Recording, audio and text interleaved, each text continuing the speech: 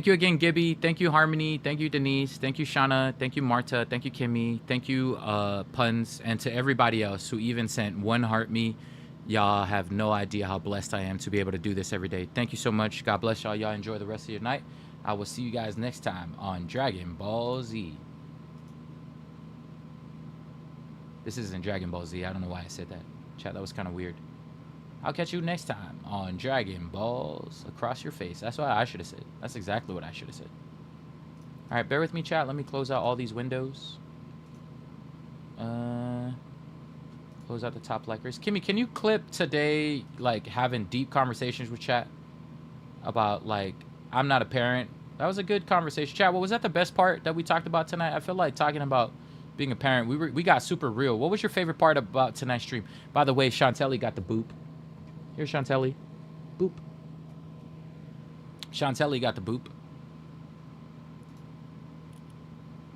Hold on, let me spectate this guy. I think it's funny that I could spectate someone and tell the story about tonight. That would still be funny.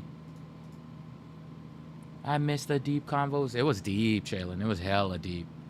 It was super deep. Chat was talking about some of them. I think what triggered it was some people were triggered about today's generation. And then some of today's generation were like, F the boomers. And I was trying to tell chat, it's like me saying that just because, right? So I was trying to give an example to chat, and I was like, yo, it's like me meeting a white person for the first time, and let's say a white person did me wrong, and now I hate all white people for it, right? Or it's like me saying, like, this one black guy robbed, I don't know why I went to the black guy robbing. That was, yeah, so many different stories. It was like a black guy robbed one person, and then now you think all black guys are robbers, right? It was bad examples, but it was like going down the list of stereotypes, right? We were talking about it, and I said that's just wrong to actually believe that everybody fits under that box. And then so we got super, super deep. He's going to make another apology video. But then we ended up getting super deep, right? Because I was talking to chat. Hold on, are we live on? Yeah, we live. Then we got super deep. I said, you know, kids don't become spoiled because of the generation they're in. They become spoiled because of their parents, right? And I was trying to teach people in the chat that it's not the generation you should be upset at. You should be upset at the parents. Because every time someone becomes spoiled, you don't know what their story is. So I was trying to put people in people's shoes. And so without even knowing, right, I just can see from a mile away. So I don't have any kids, and I was trying to tell one of them, I don't have any kids, but what I do know about this is the reason why some people are spoiled. You ever thought about this? And I think the guy checked himself and he stopped to think. So you ever thought about why some of these kids are spoiled? He didn't say anything. And I said, think about it. That parent probably never experienced that kind of life growing up. They probably sheltered their kids so much because they didn't receive all that money. They didn't receive all that wealth. They didn't receive all of that. So in order to get over their childhood, how do they fix and secure their childhood? They pass it down. Sorry, Alili just subbed. My ear's hurting. Can we get W's in the chat for Alili? Thank you so much, Alili, for subscribing. I appreciate you. Man, those late. I'm glad that sound is not hurting you guys, because that's hurting my ears. Lily, appreciate you so much for subbing nonetheless. But I said most of these kids who are spoiled is probably because the parent, right, never got to experience that kind of life growing up. And so they probably wanted to give the best that they could possibly do for their kid. You ever thought about that? And he's like, I never thought of it that way. But it's like a perfect example, right? Some of y'all never got what you wanted in life. And so you give a lot to your kids, right? And I'm not a parent to know this, but it's just I'm aware, right? You got to be aware. And it was cool because at the end of the day, the person actually admitted he was actually aware about his life. And I'm so proud of him because not a lot of people are willing to be aware about where their situation. Joker, you found it. Not everyone is willing to be aware, and I'm super proud of him for sharing that he's aware that he had a rough childhood growing up, and he started passing it down to his kids, and he's trying to be a better parent for it. You know what I mean? So I'm happy. That's my kind of people. When he's aware and he's like aware of the shit he's done in his life and why he can't get to the next level, it makes me happy because it's like, you're my people if you're aware, right? And so after that, the next step is, after awareness. It was a long-winded story. There was a lot happening People were arguing about which generation is spoiled. People talking about how the old school have a better work ethic. It's just, what a mess.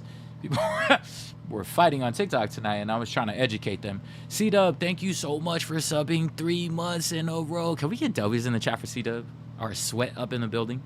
Not just a sweat, our kind sweat. Generation wealth is more ways than just monetary value when it's passed. That's what I'm saying, Jalen. People don't understand that sometimes, right? Generational wealth could be anything, right? The way you carry yourself. Sometimes in life, chat, right, you don't get the things that you get, but if you stay true and stay true to yourself, especially, right, I think integrity is more important than money, right? Like I tell the story about how big time companies have reached out and be like, we want to collab with you. And I had to tell them straight up, I prefer McDonald's. Because I got to be honest, right? I can't, for me, no amount of money or wealth will ever change who I am as a person. I remember chat was telling me, I bet you at some point, let's say on community day, I bet you at some point, someone could come here and change who you are as a person with money, right? I had an argument, not an argument, a debate with a dude one night because he said, that's not true. I bet you're about money if money presented itself. It's like, no, I've had money presented to me in numerous ways. I just choose the other route because I don't want to lose my soul in the process, because I've seen it amongst my friends. I've seen them lose their souls based on money. So money will never change me. I know this because I've been offered like crazy amounts of money at some point, right? Off of crazy gigs and stuff. And there are things like companies have offered and I can't do it, right? And so I remember one time this guy was telling me, you mean to tell me if Mr. B showed up in your chat on community day or on sub day and you were playing with your subs, you wouldn't drop them? And he said, yo, play with me for $1 million? Hell no. Because Mr. Beast could come in and out of my life, and at one time, I'm loyal to the people who've been there for me for a while, right? I'm loyal to a T because I know what it's like to be betrayed last minute, someone choosing you over someone else, or someone choosing someone else over you, right? And it's like, you don't understand how important it is for me, how important loyalty is, right? He was like, nah, money can change people. Yeah, okay, whatever you say. But money couldn't change me. Is everyone else hearing the alert? I don't. I hear it, a la mode. None of you guys are gonna hear it, but for me, I hear it. It's hard. It's been rough. He finally opened his eyes. Lily says, "Wait, who opened his eyes? What did I miss?" We'd want you to play with Mr. Beast, but I would never give up. I would tell Mr. Beast straight up, and I think he would respect me more for it. So I was trying to tell him that people will respect you more if you show who you are. So if I told Mr. Beast, I know, Mr. Beast, you're offering me a lifetime change and opportunity for $1 million, but not today. Today is for my community. These guys have been here way before you were, and these guys will be here way after you will leave. And so if you truly do want to collab with me, come tomorrow. I'm not doing anything, right? I think he respected more if he said, like, sorry, today's your only opportunity. I'd be like, all right, so be it. I lose it. I lose the opportunity of a lifetime. So be it. Because I feel like more people respect that over time, and I think you'll get better blessings over it. Like, if you lose your soul overnight, I think some people end up losing a sense of who they are, and then that's how people end up becoming miserable. You know, I don't want to ever go back to OG me where I was playing by myself and when Kimmy would go to sleep and I'm talking to myself, right? I love being able to play and talk to people who are willing to stick around and hang out. You know, even if it's not for the gameplay, you guys still get to vibe with me. Like, I don't want to go back to where I was 3 years ago. It was a lonely time, man. Hella lonely, 3 years ago. When Kimmy was here, it wasn't lonely, but Kimmy had to go to sleep for school at some point, and I had to talk to myself. I don't ever want to go back to that, you know what I mean? So that's why community is so important to me. I prefer community over anybody's money any day, you know what I mean? But that's just me thing. Anyways, you guys ready for the story tonight? It wasn't that bad. Oh, Kira's dad? I'm glad to hear things are going well, Lily. I'm glad things are going well. I recently, Lily, while you're going through that, you're going through different things in your life, I'm so grateful to see you again. I'm so grateful to hear that life is going well. For me, big shout out to this community, Lily. Let me catch you up, right? I'm like one of those people, chat. I'm like that friend that, we pick up like nothing ever changed, right? I recently started a series with the community. Shout out to the community for pushing me, called Stand-Up Comedy, because we were talking the other night, and I made a question, and I posed it for chat. Chat, if there was one thing that you regretted, let's say tonight was your last night, right? And me and Lily me and the community out lately, I had asked them if there was one thing that, let's say you were gonna die tonight and you would regret that you didn't get to do it, and you'd ask yourself, yo, what's your biggest regret in this lifetime? Would you have any? And I asked that question in chat, and chat said, yeah, I have a lot. There's a lot of things I wish I did, right? And so I try to push chat by showing them that it's never too late, right? So I told them I only have one. I only have one regret in this lifetime. And my one regret in this lifetime is reaching my highest level of myself by not attempting certain things in my life, right? And the only thing I've never attempted as a entertainer is stand-up comedy. So I did my first ever stand-up comedy bit last week Thursday, and I'll keep you up to speed based on my bit tonight, right? So last week was a shit show. I bombed it so bad, right? I was, what's the word? I've been a professional MC my whole life, so I thought it was gonna be hella easy. Because I know what it's like to work a crowd. I know what it's like to work a room. I was like, this is going to be easy as hell. And so I worked this whole set, this whole bit, this whole thing. And then I realized something when I went there. I froze on the spot, and I was trying to grasp at things, trying to figure out what my next line was, And I bombed so bad, right? But that wasn't the highlight of last week. The highlight of last week was this chick in all pink.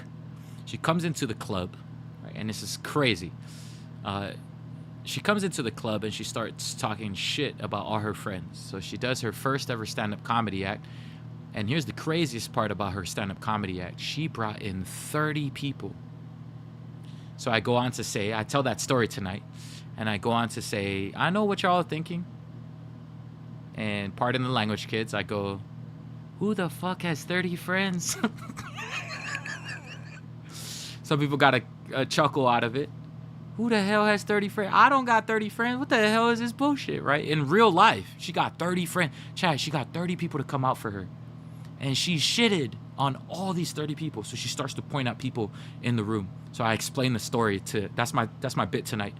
I start explaining the story to the comics in the room. It's a rough room because these are all comics, right? They're rough. They're rough around the edges. They don't laugh at much in life because they're already dark. They've already been through a lot. Like, I feel like the most self-loathing people, the people who hate themselves the most, I think I tend to notice, are comics. There's a lot of self-loathing. And my friend pointed it out too, James, and I said, you know what? It's funny I thought that, and it's funny that you bring that up. Now it confirms it. Comics really aren't comfortable with who they are, right? So a lot of them, they'll say a joke, it'll bomb, right, amongst other comics, and they'll take it personally. Not me, right? For me, I know who I am. I know what my chat likes. If I were to do stand-up comedy, I know what my niche likes, right? So they got to learn to be comfortable with who they are, right? So I talk about this chick who came last week, and she started shitting on her friends. She shits on the girl in the back of the room. She goes, this side I told the bit. This side I told the bit. And I'm going to switch the screen so you guys can be present instead of watching this Fortnite thing happen in the background. So this is how I tell the bit. I said, this chick is so crazy. She starts shitting on her own friends. She came with 30. She probably left with 0. Because let me explain. There was a girl in the back of the room. She was the office slut. She called her out. She said, that girl will sleep with anybody. And so I'm explaining the story. All the comics were like, which girl? Which girl? I want to know. Which girl would sleep with anybody? You know what I mean? And all the comics, they're all mostly virgins. So they picked up on the connotation of that. A few laughed, but it was still a tough crowd. I'm like, I just called y'all out because y'all are virgins. You guys will sleep with anything. You know what I mean? And a few laughed, a few didn't, right? I go to the next one. She called out the people in the back. And then after she said, yeah, not only do they sleep around with people, even my bestie sleeps around so much. But she doesn't sleep around with people. She only sleeps around with this guy, right? So congratulations to her. She's pregnant, right? And then here's where it goes downhill. And the whole room is listening on the bit. Chad, if you were here last week, you would know what happened. And the whole room, like you could almost hear a pin drop, because I get off the stage at this point. I'm like, fuck this stage. I'm a professional MC. I'm really good with the crowd. So I leave the stage and I come out into the crowd. And I say, you know what the craziest part about that night was? Not the fact that she was roasting everybody. She tore someone up. anybody here last week for that? And there were a few people who were like, yeah, I was here for that. I was like, yeah. So she points out to this white guy at the center of the room. And then I paused and I go, you notice that? There's always a white guy at the center of every drama.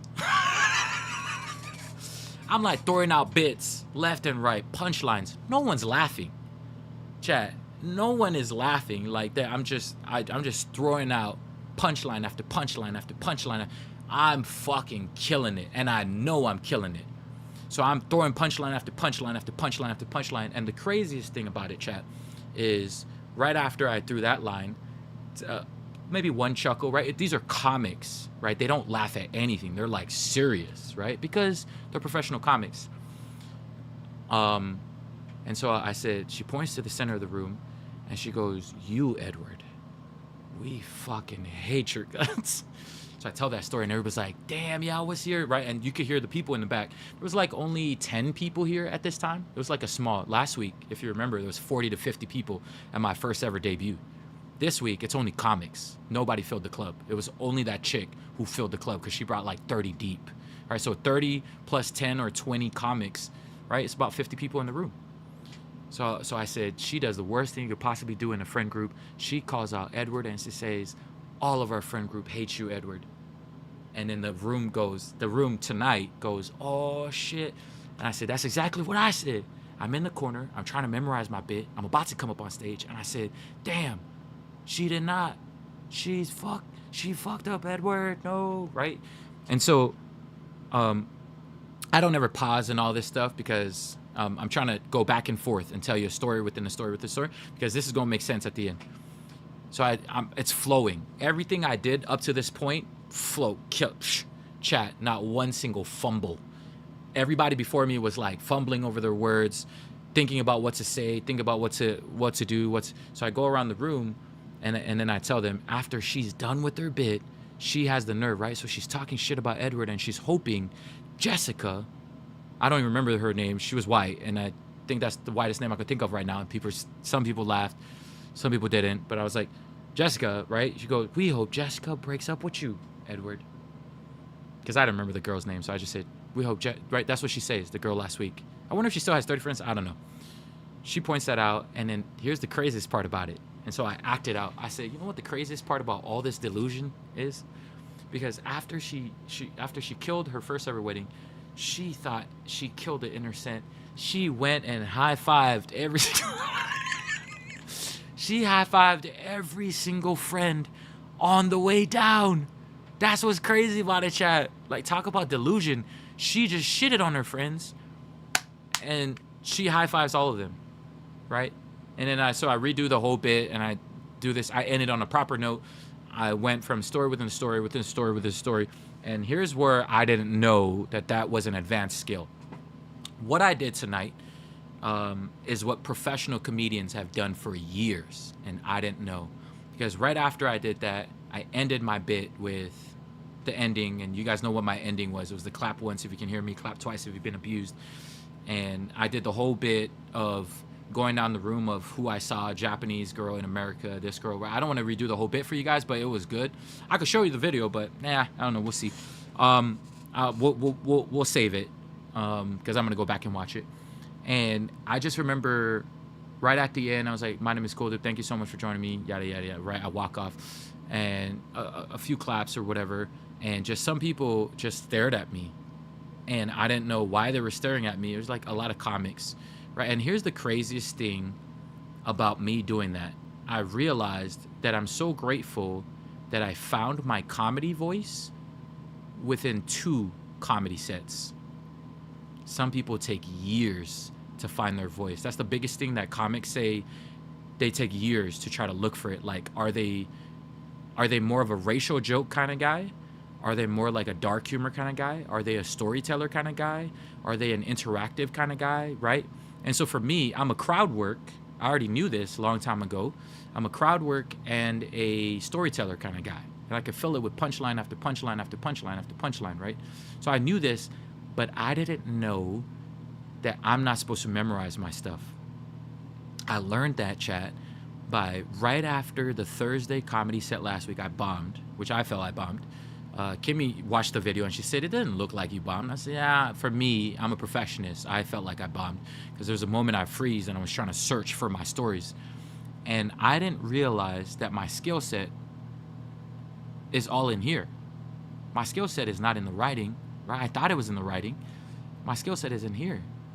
And so I learned that through going out on Saturday, and God is so good. God has blessed me with such a wonderful community because I was so upset that I said, chat, let's just turn it into content, right? So this community pushed me, and I thought it would be funny if I went to the park. So I went to the park, random strangers at barbecues, which is why you see some of these Samoan videos that I posted out, meeting random Samoans on the beach, right? So I went out and I said, let me just go make my own crowd by going out there rather than at these comedy clubs. Like, forget these comedy clubs. Let me go and do. Now, most people would bomb their first time, chat. I don't think they realize that I'm a different breed. I bomb and I want to know why I bombed, right? And so I explained the story of why I bombed last week. And I explained how I knew I bombed based off of this. Because if you remember the story from last week, chat, I go, where are you from? Right? I was asking the guy who got beaten by a wedding ring, right? So I go into that story and we were going around the abused bit. And I asked one of the brown guys, right, local guy, because there was a white lady, a Japanese lady, right? I explained the whole story. I don't have to re-explain the whole thing, but there was a brown guy who was like, I thought I was gonna relate to, and the brown guy said, I've been beaten by a wedding ring. For anybody who remembers that story, right? And I go, where are you from? And everybody in the room laughed. Chat, can you believe that? What a fucking weird group. How the fuck you gonna laugh at where are you from? Hi, John. How the hell you gonna laugh at where you from? Everybody in the room laughed at that, chat. The punchline? That wasn't the punchline. I just asked him, where are you from? Okay? And this is where, if anybody remembers what he said, he goes, I'm from the suburbs of Mililani. And so I explained, no one, and everybody in the room started busting out laughing. So now they're laughing at that guy more than me, the guy who's on the mic. And I'm like, no wonder why. I knew why this wasn't my crowd. I couldn't relate. These guys are all rich. I don't fucking know what it's like to be rich. I'm fucking broke as fuck. Chat. And I don't know. That was a good line. That was a good line tonight. And I thought it was funny when I said it. No wonder why I couldn't relate to this crowd. These guys are rich. I don't know what it's like to be rich. I come from the hood, man. I come from the islands. I don't know what it's like, right? And so I'm laughing deep down. None of the crowd is laughing. Some, maybe a few. They're still not laughing, right? Because they're comics. And they're not laughing at it, right? They're just like, ha, ha, whatever, ha. Right, it's just the driest room ever you could ever be in. This room is just filled with dry people. And then after that set, chat, I killed it. I killed it so much. There's a bit I did that I thought was funny. That I told the crowd, fuck y'all, that was funny. That's the difference, chat, between being so comfortable with who you are that you don't let anybody faze you. I feel bad for a lot of these other comedians because all these other comedians, you didn't. Yeah, I'm honest, right? All these other comedians, they still don't know who they are. They don't know who they are. I fucking know who I am. I know I get people to laugh. I'm just not in front of the right crowd, right? So I say a bit, and I thought it was funny as hell. And then I paused for a bit. Nobody laughed. And I go, yeah, fuck y'all. That shit is funny as hell to me. Fuck y'all. Non-laughing, having that, crowd. Anyways, a few got a chuckle out of it because they're like, I love this guy's brutal honesty. And this is how I knew I killed it, right? And I didn't have to get validation. I don't care. These comics, chat, I bet you some of them looked at me and was probably like, damn, this guy this is his second ever comedy act. And he remembered all of that. And the way he worked the room, remembered all the crowd, fit in all the bits. He did all of that. And this is what the expert comedian did, the owner of the club. He doesn't say any of this to any of the prior comics. The comics that went up prior to me have been doing it for 18 years, 7 years, 6 years, 5 years, 10 years, 12 years. You know what this guy comes up right after? The owner of the club. He goes, for those of you who don't know what this guy just did, it's called the meta. It's a skill. And I was like, ooh, Tell me more. I didn't know what I was doing. He said he told a story within a story within a story that nobody here gave a fuck about, but that's what that is called. I was like, damn, I didn't know that. And apparently, people like Kevin Hart, people like other people, right? Now, I'm not trying to compare myself to Kevin.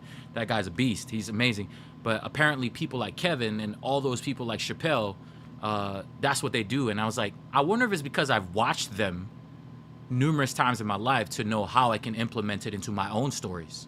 So I could tell, chat, I had the palm of that crowd in my hand because out of all the comedians that went up, I was the only comedian where there was nobody talking. There was a few comedians who went up, and people, I think comedians are disrespectful people. I'm not gonna lie, man. Tonight showed me how disrespectful comedians are. I was one of the few comedians who was present, watching every bit. Now I understand some comedians are dry, but you give them their fucking attention that you're there for, right? I saw some comedians talking in the back, making noise in the middle of a set. I'm like, what the hell is this bullshit? Right? I already see the disrespect. So I know the kind of people I'm around. I'm not going to take any of your shit personally. I'm going to take it with a grain of salt because I know who I am, right?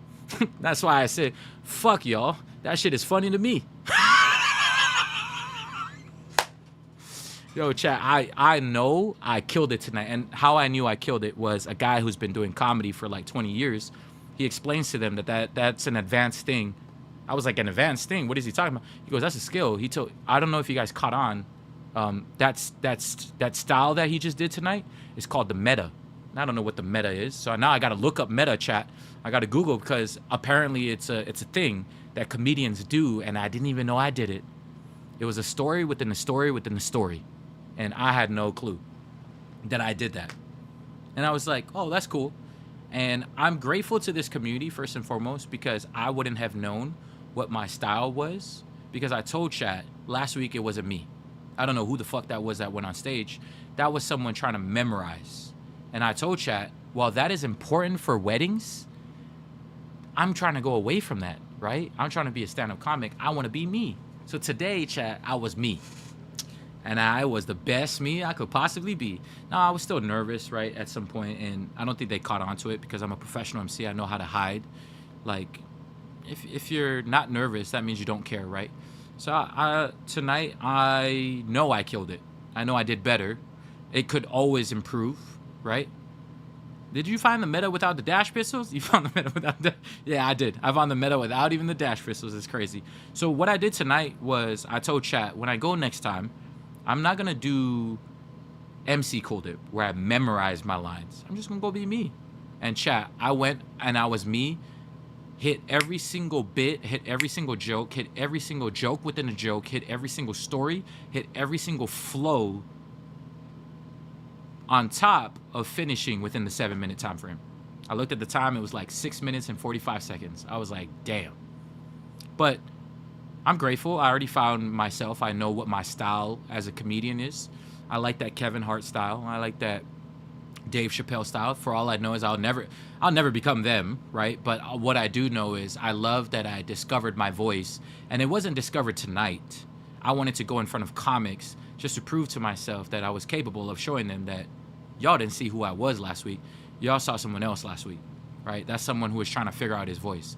And tonight, and I'm not gonna be high on myself because now here comes the hard work.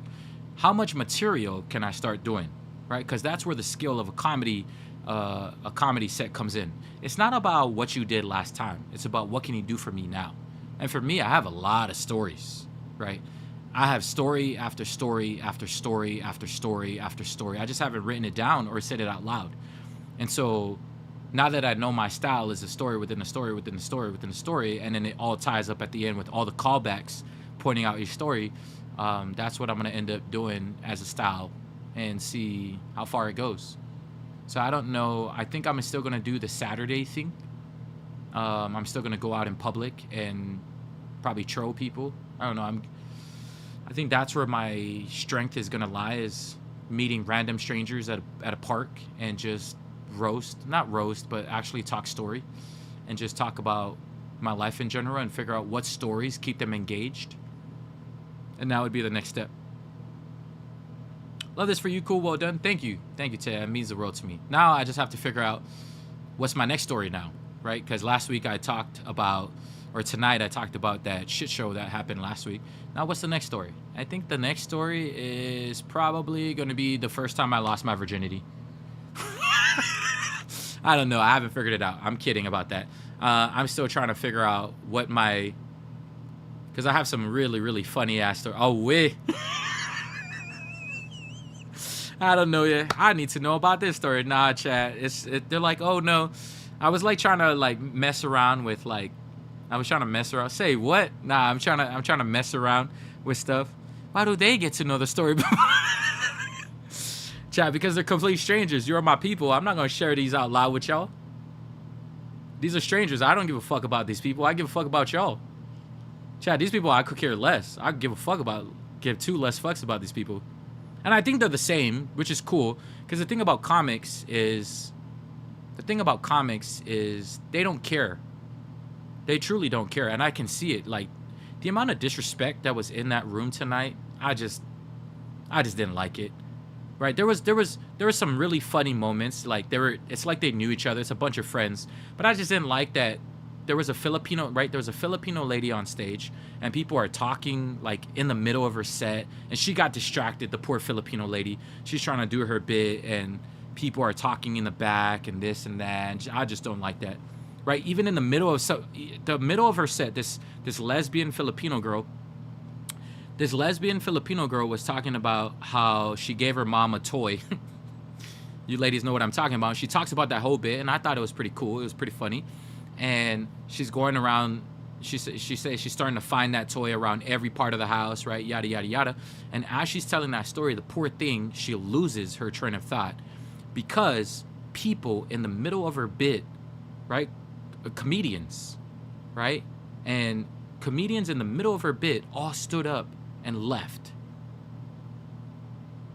Like, if you're going to leave before the next person comes up. Leave after someone's done. But some of these comics are standing up in the middle of this, and that's when I knew, I'm not taking advice from any of you motherfuckers. Y'all don't know anything about self-respect. Like, some of them have no clue what self-respect is all about.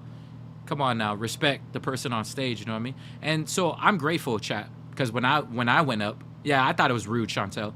And it's comics. It's probably like friends, right, amongst these comics. I just think it's rude when you just get up in the middle of it, but that's me. These are comics who don't give a damn, right, probably, and that's probably why they're stuck where they're at, is there's no level of respect. I think they just like, whatever. So I'm not going to take advice from any of those motherfuckers. I'm just going to keep going at it.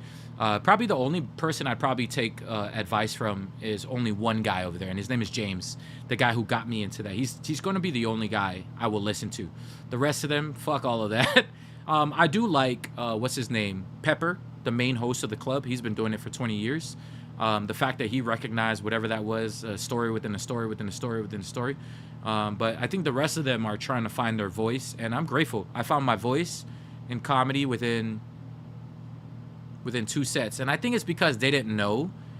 I don't think any of them knew that I went out on Saturday. That's how much I wanted to find my voice. And while most people have social anxiety is scared of me, right? I approached random strangers on the beach with 10 or 15 people, and I said, I'm going to do stand-up comedy for you guys. You guys are going to like it. What does James look like? He's like a big 6'7", Samoan guy. There has to be a joke in there about not letting her finish. See, I like that. See? There is a joke in there, Mighty Buttercup, about not letting her finish. Her mom finishes, though. Let me tell you, because that toy's all over the house. She could have done that. She could have done that, right? So really good comics are able to pick up on that, right, Mighty Buttercup? It's easy to pick it up right now, right? You had time to think about it, right? But in the spot, in the moment, she should have said something like that. Well, I can tell everybody's leaving without letting me finish. Anyways, I've seen my mom finish again and go back to her story or something, right? My Rose needs charger. Yeah, so she talks about all of that, how her mom leaves it by her phone charger, how her mom leaves it, and it keeps getting awkward and awkward and awkward. She's talking about stuff where the mom leaves it by. I'm like, ugh, this story is getting worse. But that chick was like funny nonetheless. I mean, they all have their own humor. They're funny in their own way. But I just don't like when comics disrespect other comics. Like, how would you feel if someone walked away or walked out in the middle of your set. You know, that's just straight up disrespect. So a lot of them, I'm not even gonna listen to any of them, to be honest. Probably just James, who's been doing it for a while, and probably Pepper. I'm glad to hear it was a better experience for you. Yeah, it was good because I went as myself, Taya. I didn't go as a memorized, right? You know, kind of like what I'm doing here with you guys, where I just shoot the shit and just whatever comes to my mind, right? I did have a preface of what I wanted to talk about, which is still important. There is some form of prep work, but I had no lines going in tonight. And it's so amazing, chat, when you don't have lines and you just work off the cuff. I was cracking up. I have the skill that I feel bad some comedians don't have, because I remember the black guy who killed it last week, the guy who did it for 8 years, he bombed tonight. And I felt bad, right? He's been doing it for 8 years, and it's okay. You're probably still going to bomb. I'm going to bomb some more, right? And I just feel bad because he doesn't have my skill that God blessed me with. The poor guy, prior to his set, I watched him, and I felt so bad. I love this guy, this black kid. He's a good kid. He's writing in the middle of getting ready to go do his set. So this kid, for 8 years, right, he killed it last, but he bombed so bad tonight. And he came up, and I guess he was just, it's a constant learning curve, right? But he was writing. He was writing so much that after he bombed his set and he went and sat down, Pepper, the main host of the club, comes up and he goes, it's amazing what comics do, right? And what they're trying to write in their book, and what comes out is always different from what they wrote. And like this, and he says the N-word because, you know, they're both brothers. And you go, yo, this N-word over here has been prepping the whole night, and he comes up, he doesn't even know why the fuck, because he said, oh, I don't even know what to say, I'm stuck. This black kid goes, I don't know what to say, man, I'm stuck. And the older black guy, he's funny. He goes N-word, right? You know, like I'll say ninja. He goes, ninja, you've been writing this whole night. How the hell you stuck? You got nothing to say, man. What you mean you stuck, man? I've been watching the whole night writing that book. And I'm grateful, chat. I'm so blessed by God because I don't need a book. I have it all up here. That's what's crazy about it, chat. I don't know how to explain it. I guess when they do say some people have that talent and skill, some people don't. All of it is up here, man. I couldn't believe how easy it was to do 7 minutes tonight. I was so easy. Like the flow of every story and how every story connected, just the flow was so good. I couldn't believe, like, wow, if I just like stop being memorization cool dip and just talk cool dip. Yeah, it's just like streaming, but in person. That's basically what I did. Yeah, so it went great, chat. Thank you. I appreciate y'all. It went great. I'm going to watch it back and see where I can improve. That's why I record it. Right? That 7 minutes, I was in heaven, chat. Now Cool tells such good stories that it's hard for me to click off. Gwen says, yeah, my bad. No, but it was good. It was good. I think you guys like these stories because it's real time. It's real life. Now you guys got to go sleep. Right? So it went well, thank goodness.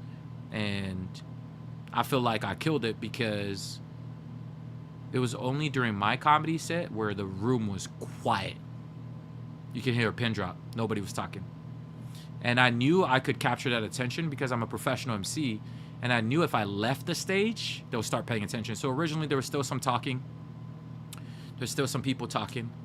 But I ended up leaving the stage, right? I think I was the first ever comic at those comedy shows. Most of them stay on the stage. I left the stage. I said, fuck this, man. Y'all gonna listen to my story. So this is the stage, chat. I'm back here. I'm like talking on the stage, right? I walk off the stage and I start walking towards the crowd. I start walking towards the crowd, and as I walked off that stage, I realized, bam, everybody just stopped. So yeah, I'm grateful. God is good, man. I'm not gonna get too high on it because I think it still requires a lot of work. Still requires a lot of work. I still would like to add some more bits to it. I threw a lot of racial jokes tonight. I threw a lot of racial chat, man. When I tell you I was really I just realized, oh man, there was a lot of racial. Yo, the foundation is getting there. Oh man, it was good though. I threw a lot of good jokes. It was a lot of good jokes. Those are the best ones. You know, it's like Joe Coy. Yeah, I had a lot of crazy things I said tonight. Really crazy. And I can't say it on stream because I probably would get banned for it. But it was pretty good. That's what I said, Chantelli. Racial, right? Not racist. That's why I said I threw a lot of racial jokes, right? There's a difference between the two. The pedophile was there again tonight. The PDF guy was there tonight, and that poor guy, nobody takes him seriously, but I'm starting to find him funny. Chat, the pedophile was there tonight, and oh Lord, Gwen says, I'm starting to find him funny because I don't think he's a pedophile. He's just like, he just says some out of pocket stuff. He just says some really, really out of pocket stuff because chat. All right, you guys ready? This is what he did tonight. Some of these stories, man, I could throw into my bits in the future. I don't know. This guy is so funny. This guy is so funny. Like, you can tell the whole club is over him. Like, I can tell the whole club is over him. Because he'll say something and the club goes, yeah, you are. Because he'll be like, I'm not racist. And then someone will go, yeah, you are. And then he goes, all right, fair enough. Just to you. Pointing to the one Asian guy in the back. He is so funny. That guy cracks me up. I'm not gonna lie, he's funny. It's funny in a weird way, right? It's like, this is weird, but like, I'm like still, he's like 70, he doesn't give a damn, right? Tonight, chat, he wanted to try a new set tonight. He said, I'm gonna try something new tonight. And he called out, I want to be half Samoan, right? Because he loves James. James is Samoan. So I'm going to try being Samoan because he's trying to figure out his voice. Right? I figured out my voice like probably on my second ever open mic because when I did that tonight and I realized how flow it was, how smooth it was, and I ended with the high. It had a whole thing. It had a whole beginning, middle, section, end. Right? Opened up with the banger. I don't know why people laugh at the clap once if you can hear me because that wasn't the main part of it, but people laughed at that opening. Weird. I don't know. Crowds are weird, man, especially if they're not your people, right? My people would laugh if I started telling bits and shit, you know what I mean? But what was funny about it, about tonight, is as I was navigating through the stories, I found my voice, but this guy's still trying to figure out his voice. Chat, he's trying to figure out his voice so much. Thank you, Shauna, tonight so much for all the gifting. You have a wonderful rest of your night. This pedophile was trying to figure out his voice so much on the stage. I give him props because not everybody's willing to try out different things. He brought out 2 sock puppets. He brought out 2 sock puppets. Okay?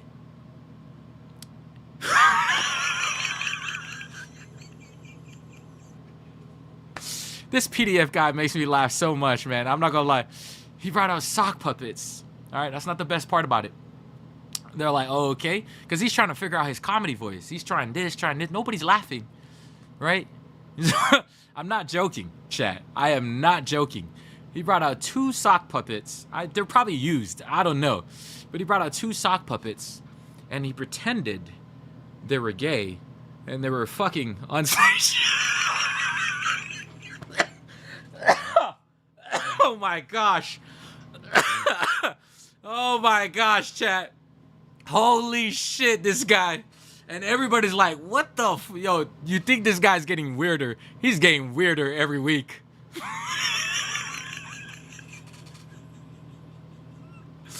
I'm not gonna lie, I want to go back just to watch what he's gonna do next week. I'm not lying. I am not lying. I'm like, what the hell is this guy doing? This guy, man. Oh, gosh. That guy cracked me up, bro. I'm not gonna lie. That made my night. Every night, there's going to be something new. And I don't know what it's going to be. But I'm committed now. My Indian side kicked in so hard, chat. Someone needs to check that man's... You said that last week, Mighty Buttercup. But after tonight's bit, I'm, like, very curious. Someone needs to check that dude's browser history for sure. Like, last night... For those of you who don't know, we call him the PDF because he goes... I would prefer if she was 17. And then he paused. I'm kidding. Maybe not.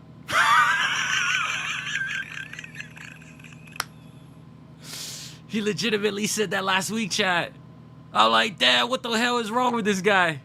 And the whole crowd was like, I'm keeping my daughter, my son. Yo, FBI open. Someone needs to check. I don't know, chat. I'm not gonna lie. There's no way the same guy still make. Yeah, that guy is crazy, Sparks. That guy is so crazy. Good grief. I mean, he's in his 70s. Half of his leg is in the grave. Half of his leg is, I don't know. If your unapologetic self is being next to Jeffrey Epstein, then so be it. I don't know, but my goodness. That 70-year-old white guy cracks me up, bro. That guy, I'm not gonna lie, he cracks me up. He says some really out-of-pocket stuff that you shouldn't be saying, but it's nice to actually see because it's like nice to talk. It's funny stories that we could talk. I have met weird people in my life, but I have never met weird people in my life. I did not realize there's a whole world of comedians out there who are just weird AF, dog. You can't film him if he's there next time, can you? No, I can't. I would never do that. So that's his bit, right? Does that make sense, Living Cursed? These comedians are working on who they are as a person. And so because they're working on the one comedic rule is you don't ever film someone else. And I wouldn't want people to film my bits because my bits will be out. And I don't want people stealing my shit, right? Does that make sense? So I'm one of those people where don't do unto others if you don't want it done to you. So I don't want my bits filmed because people might steal, right? Someone bigger than me could steal my bit. You know what I mean? And so I got to respect that. So I don't ever film them. So I just sit there and laugh and I tell you guys the stories about what happened. Shit, man. These guys are crazy. So the lesbian Filipino girl, she was pretty good. There was a guy who won the roast competition last week. He came up and he totally bombed. He was funny. I think I was the only one laughing at them. I don't know. I might be the only one who's present. Does that make sense? Like, you see the way I'm present, what you guys hear right now? Trunks, I'm going to drink some water. Thank you so much for reminding me. His stage name is PDF? No. That's our community's name for him. His name is PDF.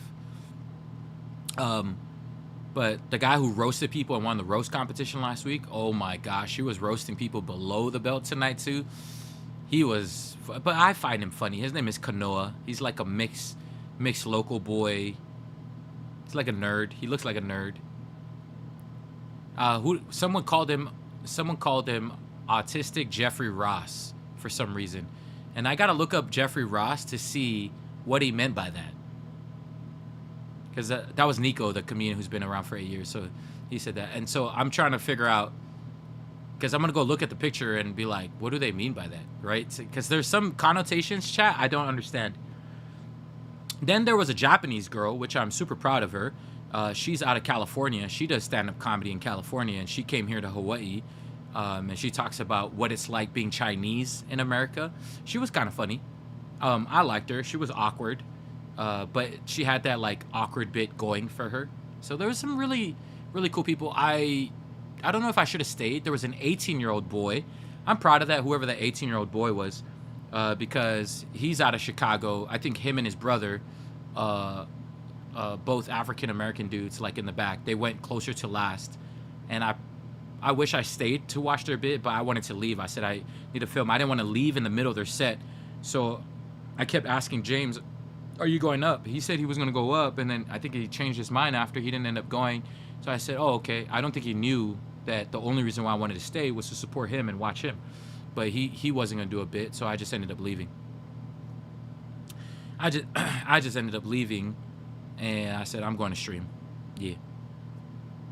You got to watch Kill Tony Oos on YouTube. Yes, you keep bringing that up, and I'm going to keep writing it down, Oos Black, because I might see some other styles. I've always known my style was a Chappelle. There's a reason why I love Chappelle and Kevin Hart so much. And so that's going to be my style, like doing some sort of storytelling. Tonight, I didn't get to inspire anybody. So eventually, I want to get on that level with Dave Chappelle and just turn my comedy bits into inspiration. Because that's my favorite thing about Chappelle. He won't just tell stories just to tell stories. There'll be a like really deep hidden meaning. It could be like he's so intelligent. Like there are some comedians where I watch and I'm like, how the hell did you come up with that? Like some comedians, like I have a newfound respect because some people just go talk and just shoot the shit, and you can see there's no structure behind what the hell they're doing. So it's like some of them are not funny, right? There's no intelligence to they're just good storytellers, right? And then there's some that just blow my mind, and I be watching them. Like I be watching Dave Chappelle and the way he goes about and how he goes into genealogy and history and about why we're still stuck in certain ways. And I'm like, fuck, that's deep. I never thought of it that way, right? And so that's the kind of comedian I want to be. I want to be able to tell shit that nobody's willing to say, but it'll make you think, right? Eventually, and then end on a bang. And I hope I get to do that one day. We'll see. Kill Tony. So Tumoy is good too. He's a good crowd worker. It's nice seeing his crowd work with certain people. He's more catered to the local people though, right? Like he's got that local humor going for him, which is really, really good. That's why he's able to fill up people in Hawaii. But I think that's his thing. He's got to fill up local people at different arenas. I still haven't figured out what my niche is. So I think my niche is just, maybe I start talking about real shit in Samoa. Maybe my niche will be Samoans who are growth-minded. That might be my niche. Because I'll start talking about shit that people don't want to talk about, like uncles molesting 8-year-old girls. You know what I mean? And pastors. These are some of these are pastors. Some of these are village tribal chiefs. Like, I'll probably talk about really crazy shit that the aunties in Samoa are protecting. You know what I mean? Like the things that people aren't willing to talk about. I just know that when I start navigating that, I got to be very careful because the amount of hate that's going to come towards me will be ridiculous. And God will tell me when I'm ready to talk about all of that. Sinina, thank you so much for the follow. Welcome in. I don't know if I'm ready yet to do that, but I think I'm ready to start doing more bits, but real bits. Tonight was just an example of trying to figure out my voice, and now that I know know my voice, I'll start talking about shit in my life. And I think the most important thing that you should always talk about in your life is your identity. So what's it like being an Indian kid in Samoa, or a Samoan kid in India? Blessings. Thank you so much for subbing for 6 months in a row. So I'm gonna start with talking about my identity and why I couldn't fit in where I was raised, and then probably navigate towards religion, which is probably going to piss off a lot of people in Samoa, because religion is another good thing that I could talk about for hours. How people can go to church right after, and right after come outside the church and be like, where is my land? You know, so I got to come up with some shit about, some real shit about my people and how they're supposed to be Christians, but they're the farthest from Christianity that you ever seen in life. So hitting that will probably get my niche. Where is my money? So I think that's where my comedy bit lies for now. I think I'm oversharing, which I shouldn't, because I don't ever want any of these leaked. And some people end up already start talking about it because you just never know who's watching you, you know what I mean? Hi, lucky me. I think I'm oversharing a bit. I should wait to do it before I share it. That's a bad habit. Separate note, did we decide on what we're watching tomorrow night? Yeah, I got HBO Max, and we got community games on Saturday. They pick random people out of the bucket, and they get a minute to do a set. What is that, Usblack? Is it Kill Tony? You're talking about Kill Tony? The IOU bit, I will talk about that, how Samoans with the IOU bit. That's another good one. The uncle who's like washed, making excuses about his life and where he is, but he's a good storyteller. There's a lot of stuff I want to talk about. And I love that I got a crowd already. People like don't realize how big, right? They were telling me, someone told me, and I'm forever gonna remember this guy who told me this. He said, you're gonna suck for 6 months. I took that shit personally, chat. I'm thinking in my head, no, you might have sucked for 6 months. I'm gonna kill it my second time. And I came in, with a chip on my shoulder, and I killed the second time around. You might have sucked for 6 months, homie, but I know who I am. That's the difference. Movie night is coming up, Mighty Buttercup says. I took that shit personally, dog. You can suck for 6 months. I don't got time to suck for 6 months. I'll suck for one day. Now that I found my voice, I'm gonna just keep working on it. So every night I still gotta write. Not write, but record. I think God has blessed me with the ability of having it all appear. So I thought my skill was in writing, but while it is pretty good, my writing skills is pretty good. That's how I created my stand-up bits, chat, or my comedy bits have only hit 300,000 views, so it's not that good. If it was great, it would hit 1 million. But a lot of the skits I've done, the most it's ever hit is 300,000 views. So yeah, maybe my writing is not where it's at. I would like to do a bit and just it goes viral, like 1 million. So I think my skill is in recording and in the act of doing. So I like just putting a camera up like this, right? And just filming my thoughts while I'm talking. So that's why I don't think you guys realize how important this is, chat. When I stream, it's basically what I'm doing, right? So I'm talking to you behind the camera. That's basically, right? Just this thing up here, and I don't know. That's where I learn more about myself, is talking through a lens. I feel like I learn quicker that way, and just telling a story over and over and over until I figure out, oh, how do I tell the story better? If that makes any sense. Hi, Militia. Not the getting married. Militia, where have you been throughout the night? I love it, like you show up at 2 in the morning saying how you're gonna get married and shit. That's what I'm gonna talk about next time. My parasocial relationships, like Militia.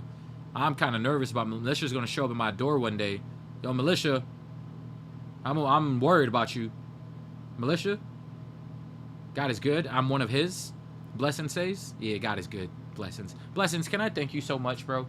You've been subbed, I don't even know how long, but thank you so much for subbing recently. Just marry them for content. Thank you so much, Blessings, for subbing. I don't know if I thanked you, but I think I heard the burr, burr, burr, burr. Thank you again, Blessings. I appreciate you for subbing. I don't know how many months.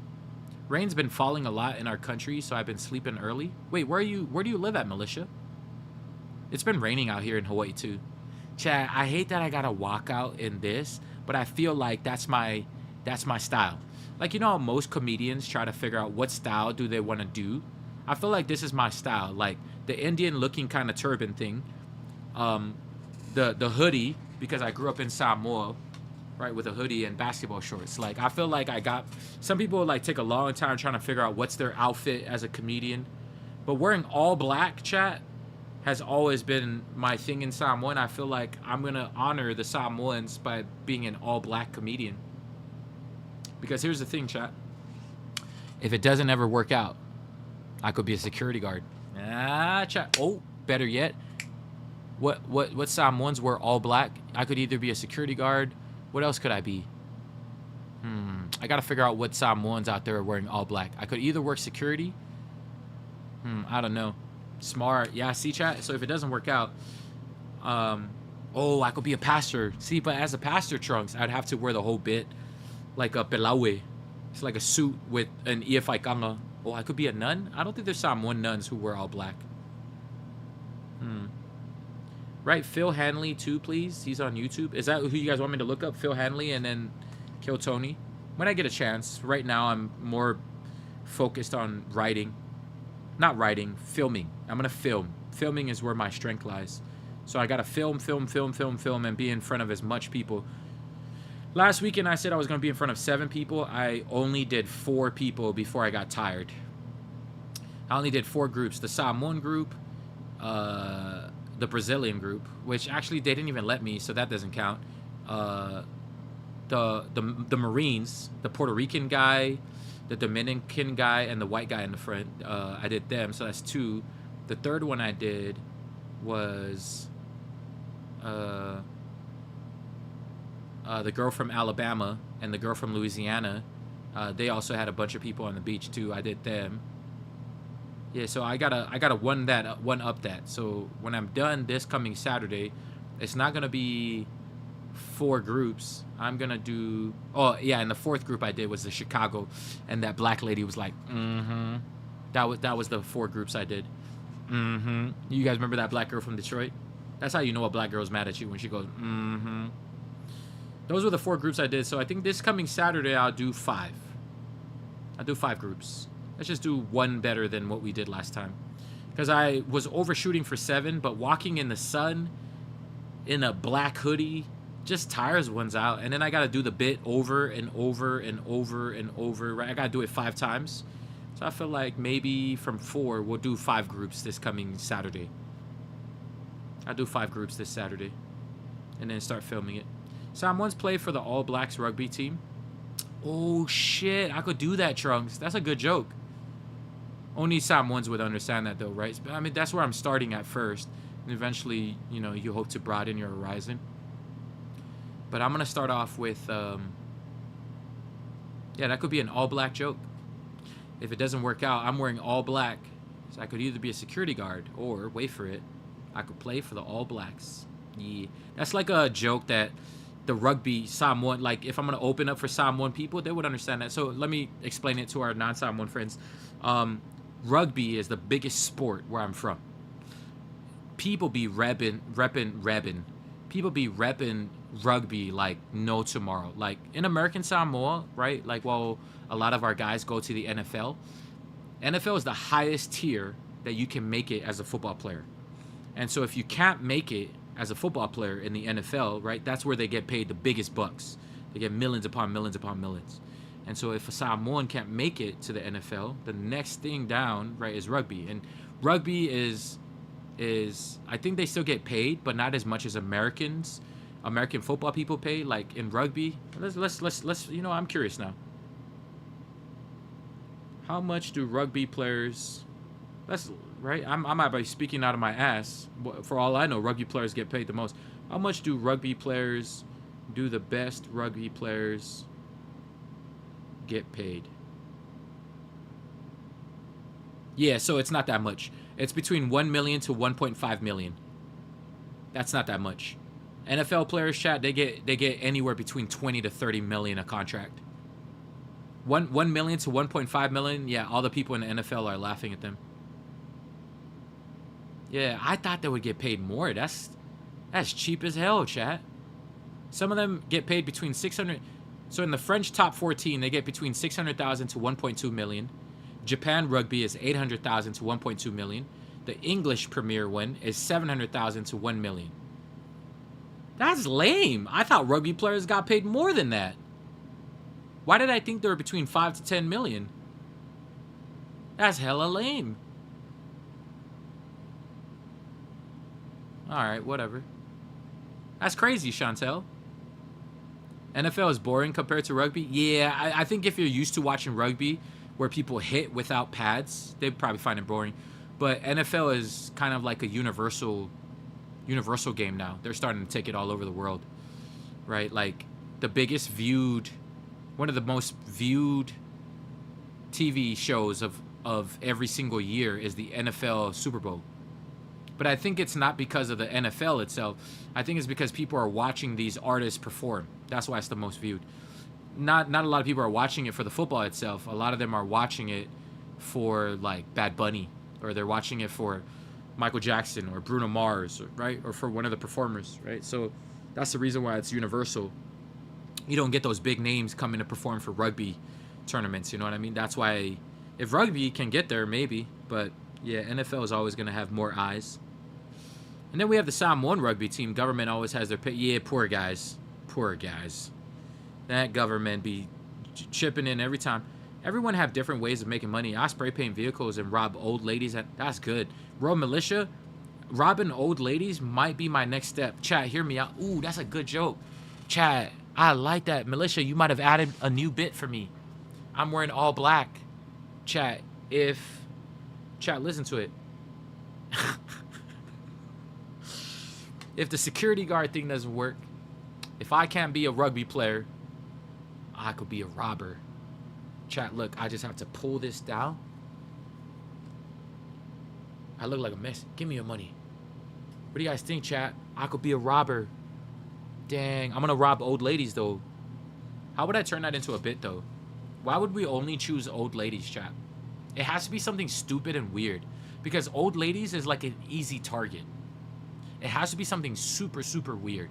Like, let's work on that bit, chat. Let's work on it. My third source of income, robbing people. Should I be a dancer, Ali? Do I look like a dancer to y'all? I look like a robber. I like the robber bit. How about we all become the S word is crazy, Harmony? Maybe I'll think about feet. I don't know. Start selling my feet. Yeah, let's not joke around. Last time I joked, I got banned for saying that. They have the best candy? Old ladies do have the best candy. I like that.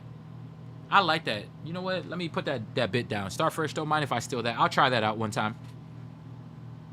I like wearing all black. It's a Psalm 1 thing. All right, let me add this into my Google Docs of things I want to talk about.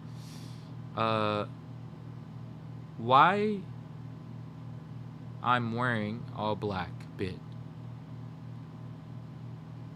None of that works out. I would like. So I'm either going to be a security guard, and I can work security. I could play for a rugby, the all black. I'm going to save this specifically for the Psalm 1 community. Play for all blacks rugby team. Or I'll turn into a robber who robs only old ladies. Now, why would I do that? They have the nicest candy. Okay, that's weird. I'll figure out how to word that. You need more practice? Yeah, I need more practice as a robber. Wait, I could be a ninja? I don't know if I look like a ninja. Chat, I look like a robber. I swear. Every time I'm gonna become a robber. You could slip into a Mexican accent and play off that eyesight is bad and won't identify you. That's true. I could work on my Mexican accent. I have so many characters, chat, that I don't know which character would be good and which character.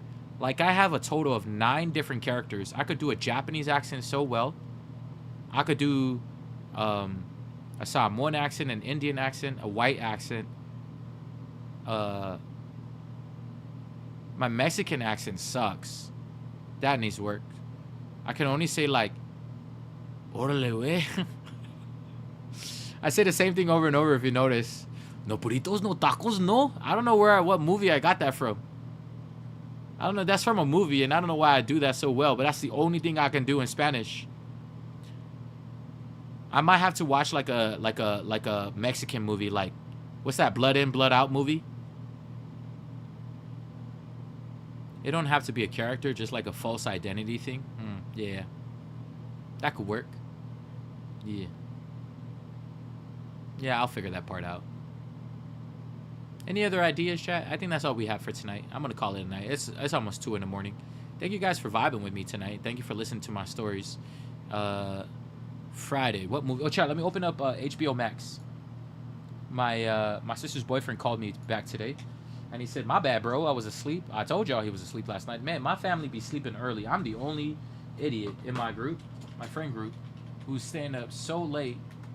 Every time I contact my friends, like in real life, because you guys are my friends now, chat. For all I know is I'm talking to myself in the middle of the night.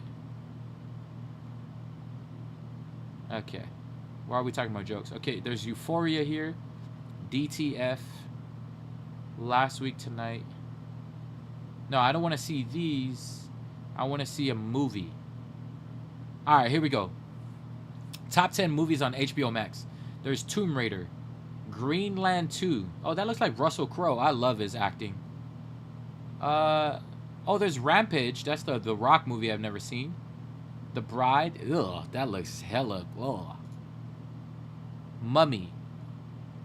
Okay, hold on, chat. I gotta fart.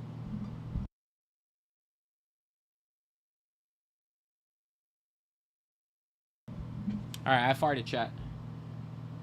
Crazy Rich Asians. Despicable Me. Death of a Unicorn.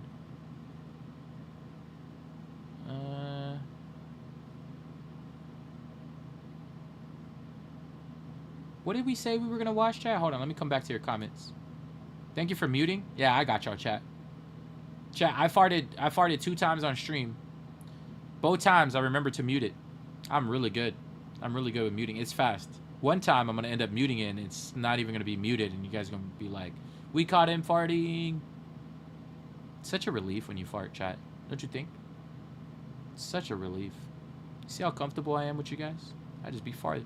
Actually, I'm not that comfortable because if I was comfortable, I would just fart in front of you. I fart in front of my friends all the time, and they're like, "Cool, Dev." What? It wasn't me. I'm way too comfortable with myself. Cool, Dip. Oh, we were gonna watch Harry Potter, right, chat? I see it now. Discover a new world. Leaving soon. The Mummy, Greenland, 25 Years of Magic. Ooh, they even have Lord of the Rings. Wait, House of Dragon. Chat. I wonder if I ever finish House of Dragon. Let me click on this. Resume season 2. Nah, they didn't have another season come out. Boo, they ended at season 8. Season 3 premieres. Yes! Chat, I was waiting. When the hell does House of Dragon come out with their next episode? June 21st. Hell yeah. That'll come out. Oh, I gotta put this in my calendar. June 21st. I love House of Dragon. That TV show is fire. Oh, it's on Father's Day. Nice. Okay. Event. House of Dragon premiere. What are the odds that I open this up? House of Dragon premiere. Doesn't even tell me what time it comes out. Just premieres June 21. I'll just do 12 a.m. Maybe I might be up at that time. I might be streaming. Actually, I'll do 2 a.m. I just put House of Dragon premiere. All right, cool. All right, let me come back. Chat, what are we watching tomorrow? Haven't seen it yet. Jalen says 8 p.m. for me. What is 8 p.m. for you? Jalen wants to do a whole Harry Potter marathon. Hell no, chat. I can't do a whole Harry Potter marathon. I got other stuff. Wait, the show airs at 8 p.m. for you. So that would mean 2 p.m. for me. Thank you. Thank you, Jalen. Let me add 2 p.m. here. I don't really do anything on Sundays except relax and pray to God. I should find a church out here in Hawaii and go to it, but I just talk to God and read the Bible. There's this book. I've been reading these books, like the stories of Jesus through the eyes of like other people, and it's nice reading it in a condensed version. The Bible sometimes, like for me, like I try to read it and I don't understand it, so I always have to chat GPT. What did Jesus mean by this? What did Jesus mean by this? According to the Gospel of Luke, what do you mean by that? Chat GPT will give its like recommendations or whatever.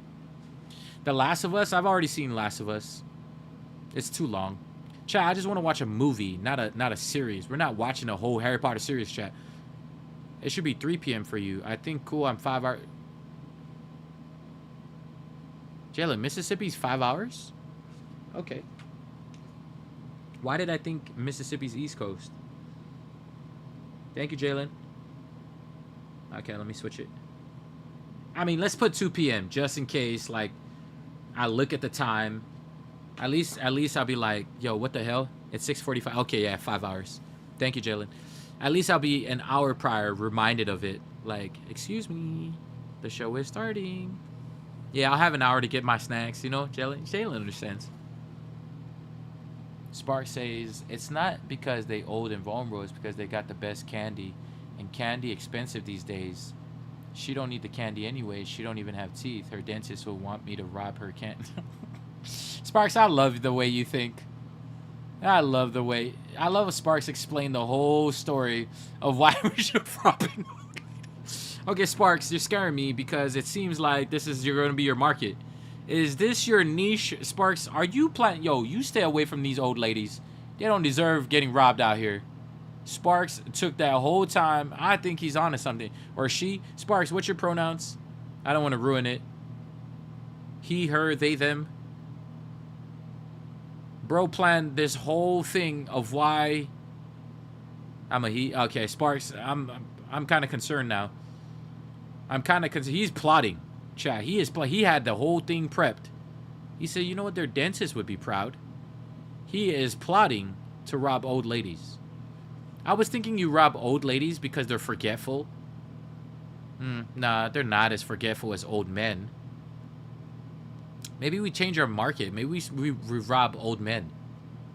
Okay, Twitch, hear me out. This is figuratively speaking. We're creating comedy bits. I just know if I don't say this out loud, I'll come back tomorrow and they're going to be like, you're shadow banned. We got shadow banned before, chat. I'm not going to get shadow banned again. I just realized I'm so loud, chat. Holy shit. Chat, it's 1:47 in the morning. My neighbors got to wake up at 5 a.m. for work. And I'm out here screaming. They live right above me. They probably hate me, bro. They're just really nice to say anything. They're not going to say anything because they're Pacific Islanders, right? They're usually like types of people who will blow up one day. You know what I mean?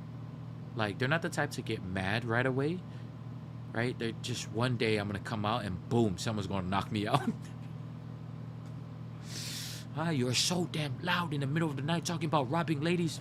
Bop. I'm sorry, please. I really wasn't trying to plan it. I was just listening to my chat. What are we robbing them for? Old me? I mean, their midlife crisis? We're robbing them for old me? They got fumes. This is low-key so messed up. What about people in wheelchairs? Nah, it gets better. Let's do it, Harmony. We have a guy in a wheelchair in our community. He could help me navigate. He could help me navigate. Like I said, the weirder chat, the better. He could help me navigate by making it funny, right? We have a couple people in wheelchairs, and I want to ask them, if we robbed you, right? I'm gonna have this conversation with a couple of our wheelchair community members because I want to know, like, how can we catch you off guard?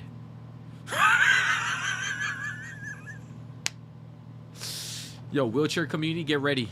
All right, we got our, I like that. Harmony, see, now we're thinking outside the box. Forget old ladies. We've moved on, chat. We've moved on from old ladies. We're robbing people in wheelchairs. All right, hold on. Let me add this. Chat, this is good. Hold on, forget. It's getting better. This story is getting better. Okay. This would be a think about it. Let's think about it. Let's think about it. Idea. What if we robbed people in wheelchairs? The weirder the better, chat. I don't know why we're robbing people in wheelchairs, but we'll figure it out. Manual wheelchair users or automatic ones? The rich ones are the automatic ones, I think. The manual ones, I think, if they can't afford an automatic one, chat, they don't have money. We got to go for the ones that have automatic wheelchairs. I bet you they have money. Robbed a guy in the wheelchair for his Jordans and slashed his tires so he couldn't chase. Trunks. Can you slash wheelchair tires? Cool, that gets it. Yeah. We're going for the automatic ones, chat. The ones who are, they broke. Say it's okay, not like they can run after me. They get to cut in line. They even get to cut in line at Disney. That's true. I've noticed that. They cut in line everywhere. You know what? We could turn that into a bit. I'm gonna be like, fuck y'all wheelchair. Why y'all get to cut in line when I'm at Disney? You even cut in line when I'm trying to hop on the plane. What's so special about you? You know what I mean? Chad, that's cool. That's good. You like the play on words? What's so special about you? Or would that get me canceled? I don't know. I think that would get me canceled. I don't know. We'll see. Cool, about to get canceled so hard. My wheelchair people know I love them. That's why I'm trying to do this. Why do they need running shoes? Growing up with a mom in a wheelchair, in a professional wheelchair. Forget white privilege. Wheelchair privilege is real. Has anybody ever talked about this? Chat, someone look it up. What if someone already is talking about it? They get the best seats at concerts, and I'm like, fuck y'all. Y'all get the best seats everywhere you go. Yo, that's true. Hold on, we gotta add this shit. Chat, someone look it up. I know someone might have started talking about it. I know someone must have talked about this. I know, because this is gold. And then the white people on wheels, that's the final boss. Damn. Wait, hold on. We robbing not just any wheelchair, the automatic people wheelchair. See, but I don't have a real story, right? What makes these stories great, chat? Hear me out. I'm going to go look for someone. I do have one wheelchair story I got to tell y'all. I only have one wheelchair story in my life. And because the thing about comedians, chat, is when they tell stories, a lot of them are real, right? Like 90% of the story is real, 10% they probably fluffed it up. But it's a real story. That's why they can remember it. Does that make sense? So when tonight, I didn't have to navigate and try to look in my bag of jokes because this is real life experiences. I experienced that douchebag of a girl last week, the one who shitted on Edward, right? These are real life stories. So it's easier to memorize shit if it's real and it's truth, right? And so when I think about it, the only wheelchair story I remember in my life, and I don't know how I would do it, I remember I was working downtown. I was a financial advisor in downtown. And this old white lady, she was in an automatic wheelchair. This I don't know how I can implement this. So think about this, chat. This is good because it reminded me of this story. This old white lady, she's coming down. What was her name? I even wrote her name and I can't remember her name. We'll just call her Susan because I can't remember her name. Damn, I can't remember her name. But I remember the story like it was yesterday. And the reason why I remember it was a very wholesome moment between me and the lady. We became friends. And she probably don't see me anymore. I don't see her anymore because I don't work in downtown anymore, right? And I remember the light had turned red for one side and then green for one side. Her side turned green. She comes across in her automatic wheelchair across the parking lot. Not the parking lot, like it's on the corner of Bishop and King. You know the same place that kid got hit, chat? Remember that story where I was like an inch away from death because my phone went off? Anyways, that's a different story. She's coming up, and as she's coming up, her batteries died. Like the batteries to the wheelchair died in the middle of the road. Fuck, that's tough because nobody, right? I tell y'all, like in the moment when shit hits the fan, there's some sort of bias that human beings have where they don't want to help right away because they're in shock. So her wheelchair dies, and now her light is red, and the other side is green. So I fucking run from where I was sitting. I'm on the so the bottom floor is Long's Drugs, and there's like a how do I explain it? There's like a statue where you can sit outside and have a conversation with your coworkers, and I'm outside there making a phone call for my client. So I'm talking to my client, and I'm witnessing this lady just pause in the middle of the road, and cars are going around her, and I'm like, fuck. So I said, sorry, I gotta hang up. There's something crazy happening right in front of me. If you're okay with it, if that's cool. So they're like, yeah, cool. So I hung up. I run across, and this shit was tough as hell, chat. I don't know if you know this, but maybe I could turn this into a bit, because here's the thing. I could turn this into a bit. This is fucking good. It died, chat, and it was so hard to actually push the wheelchair. I'm a big guy. I'm like 200 pounds at the time. I had a hard time pushing that fucking piece of shit wheelchair off onto the side. So hear me out. We rob wheelchairs and we take their batteries out, because anybody who's trying to catch up to you, they can't catch chat. I don't know what it was. That wheelchair did not have a neutral button, or I don't know what that wheelchair didn't have, but I was struggling pushing. I was pushing that shit all the way. I was sweating in a suit, right? I wore a suit. I feel like I'm in downtown. I should wear a suit. I look like the biggest salesman, though, because most people in Hawaii downtown wear Aloha shirts, right? What I wear on stream. I always looked overdressed. I always loved wearing a suit. So I'm in a suit, fucking sweating my balls off, trying to push her, and she couldn't move. That's actually good. I remember that. But I eventually move her off to the side, and she goes, "Thank you, sir. You're far too kind. Can I get your number?" And I was hoping she'd be rich. I don't know why she wanted my number, but I think she wanted my number so she and I could go out for lunch the next week. That's it. She didn't call me friend. She started bugging me for the rest of the fucking time I worked in downtown. But I love that lady.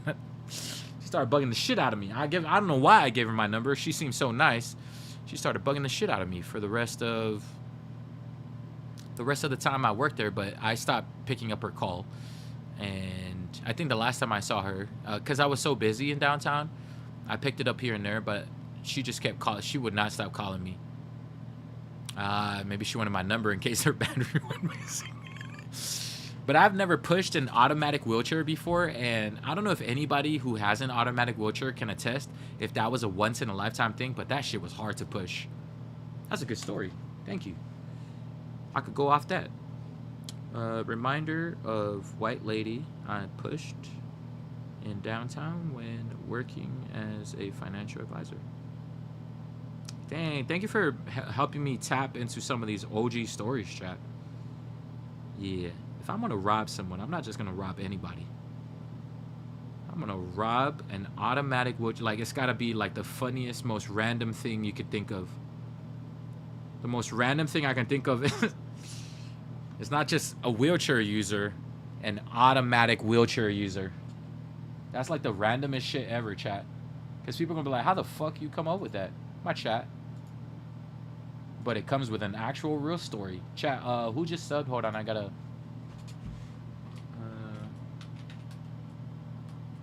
Twitch.tv. Let me just go in here and just thank them. Creator dashboard.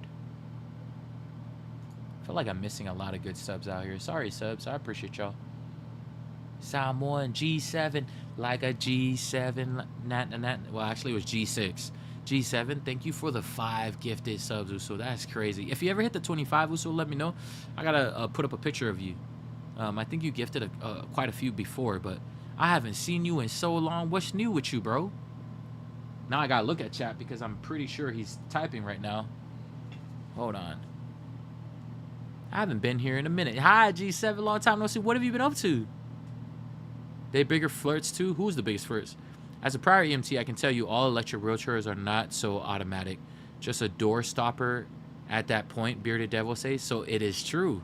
So it wasn't just that electric wheelchair. All electric wheelchairs are hard to push.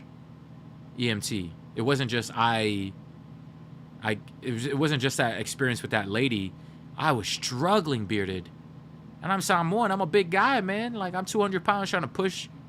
I was trying to push this lady off the road.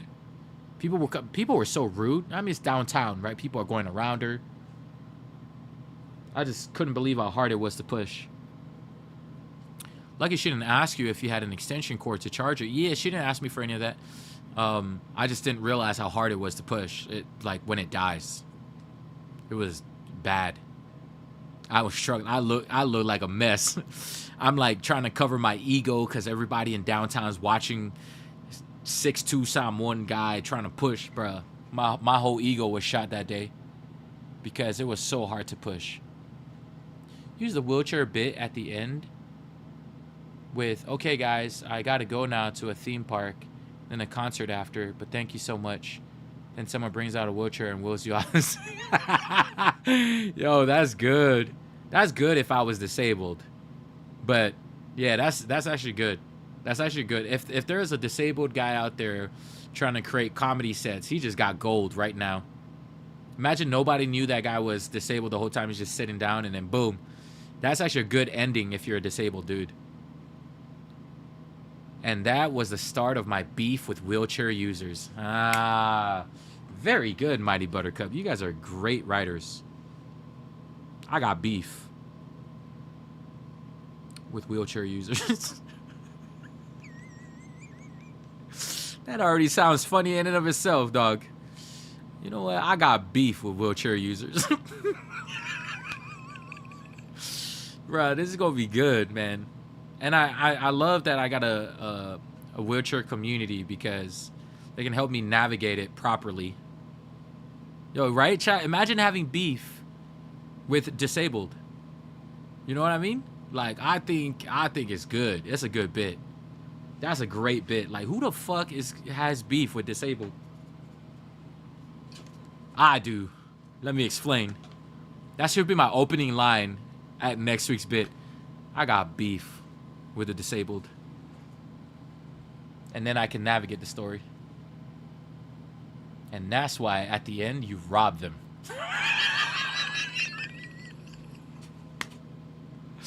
Damn, chat, this is all good. What if you stroll out in wheelchair act like... I couldn't act that way, 685. Midway through the script, you stand up. I couldn't, like... That's like toying with it, right? Like, I don't want to toy because I could never be in the shoes of anybody who's disabled. They're going through it tougher than I will ever experience. So that's like... I think it's pushing it if I pretend I'm disabled. I couldn't do that. Nah, that wouldn't work, chat. That wouldn't work. Because I feel like now you're toying with it rather than actually having a wholesome moment from it, if that makes any sense. You know what I mean? Like, there are people who pretend and act in Hollywood. It's good for a Hollywood thing. It wouldn't work for, like, an actual bit, I think, in my opinion. Unless you think I'm overthinking it, chat. But I think, personally, that would be... I don't know. That's my opinion on it. Chat has all their opinions on it. My opinion is you shouldn't pretend to be something you're not. If that makes any sense. Don't let them run your toe over and make it seem like it's your fault. Yeah, they be doing that. Bearded, I'm not gonna lie. I saw someone do that one time. I seen someone run over someone's foot and they said it was their fault. Your foot was in the way. Bitch, you ran over my foot. Yeah, I wonder if I wish I had a story like that so I can remember it. I don't have a story about any wheelchair user running over my foot. I don't got one. That's just as bad as the OF chicks using a down. Whoa, are there chicks who actually do that? Tonight I learned about the Wasian. Damn, I wish I recorded it. Yo, any Wasians out here? Like white Asian people? I heard they have a whole cult thing happening lately. Yep. Are you Wasian, Living Cursed? Was it a cult? This girl came up and talked about the Wasian community. Bearded, are you Wasian? Like... And I wanted to look it up because apparently it's some sort of drama lately with the Wasian community. I'm like, yo, that made me curious. Like, you learn a lot about... Oh, is it a Wasian versus Blasian thing? I may be Psalm 1G7. But this girl who came up, she's like Japanese, white. And she was talking about like some sort of cult. I don't know. And then the other Wasian in the back of the room, yeah, I heard about that shit. And meanwhile, the rest of us who are clueless, like, I think some people need to realize if you're going to do comedy, you better make sure you bring everybody into the joke. Right? That Asian girl made one person laugh. I'm Asian, half. My other half is Samoan. So I'm like, what the fuck are they talking about? I'm so confused sitting in this corner like, what the hell is he talking about? No, I was answering yep to the other thing. I'm Australian Italian.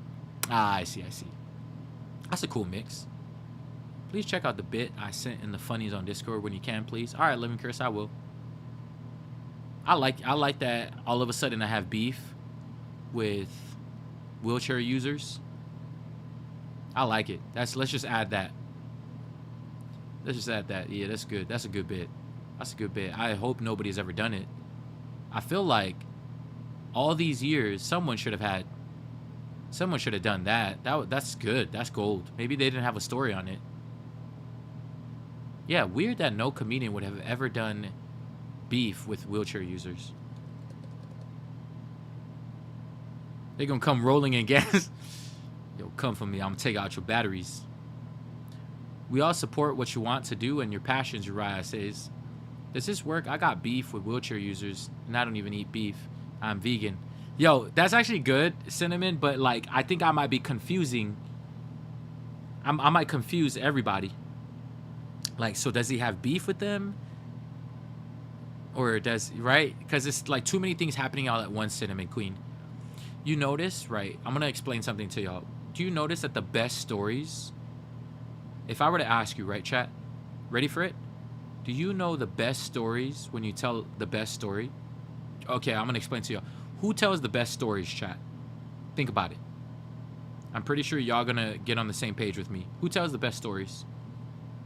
Like, you're so interested that you're gonna listen to it all the way through.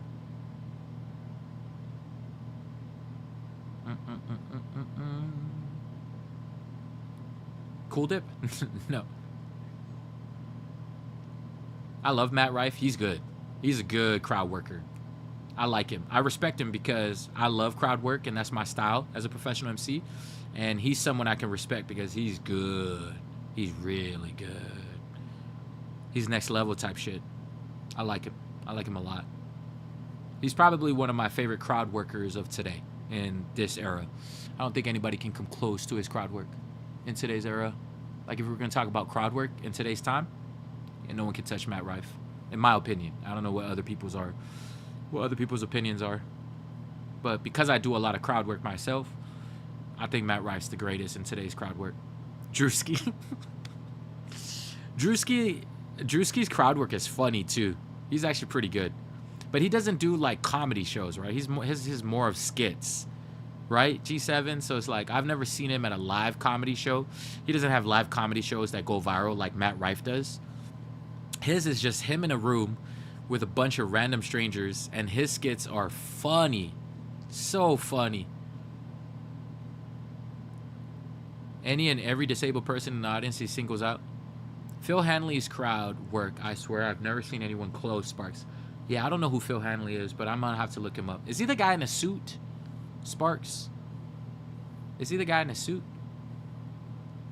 I think he does it to make them know they're noticed and included. Bearded says he does what to make who feel noticed and included. Bearded. Who does what and who make who noticed? I'm so confused. We're talking about a bunch of stuff right now. He's a Canadian. Sometimes looks like a malnourished. The disabled audience members. Oh yeah. That's why I'm doing it too. So like, if I were to pick on like certain people, right? I'm going off of this community and who the people in my community are, right? And so I noticed that a lot of people in my community are disabled. Not a lot, maybe a few. And so I think one of the biggest things about them, right, in my opinion, is they wish they had more stories that was targeting them so they could feel as part of the crowd. So I know Matt Rife does it for that, and that's why I want to add that bit to it too, because I like making the people in my community feel noticed, right? A lot of people want to be seen, and it's like nobody ever has jokes about it. So I'm trying to go off the cuff, really crazy, something that nobody's ever done, and that's why I would do that joke of why I would have beef with, you know, and they could probably appreciate it.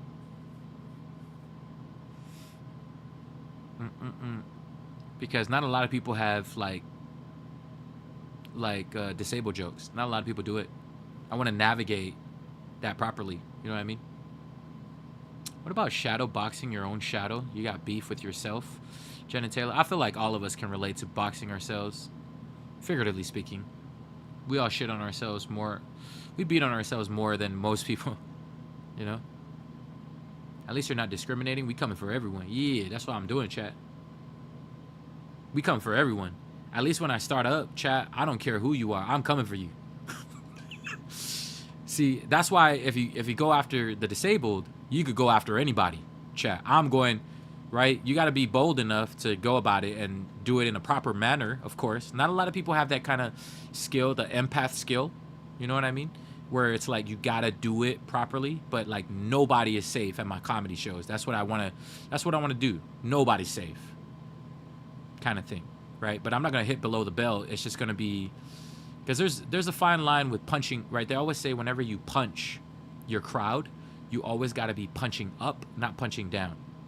So it has to be navigated properly, right? Because you don't want to make them feel less than. You want them to laugh so they feel seen, right? That's the difference between really good comedians and really great comedians, right? And that's what I would like to do. I love when Matt Rife does crowd work with disabled people. It's hilarious, but he does it. Yeah, he does it well. And that's probably because he knows that some of his crowd is disabled and he studied them, right? Kind of like me right now, if I were to do it, I'd have to like ask my disabled community members, if I said it this way, would that be proper, right? So he probably has a disabled community he talks to, and he asked them, if I said it this way, it would, right? So it's like, that's why I have a community of so many different types of people here. right? We have people who are disabled, people who suffer from disability, people who suffer from disorders, people who suffer, right? So it's like the only way you'd know is if you ask them questions like, if I say it this way, would this be proper? You know what I mean? Yeah, this mic is ready to eat. Everyone catch these jokes.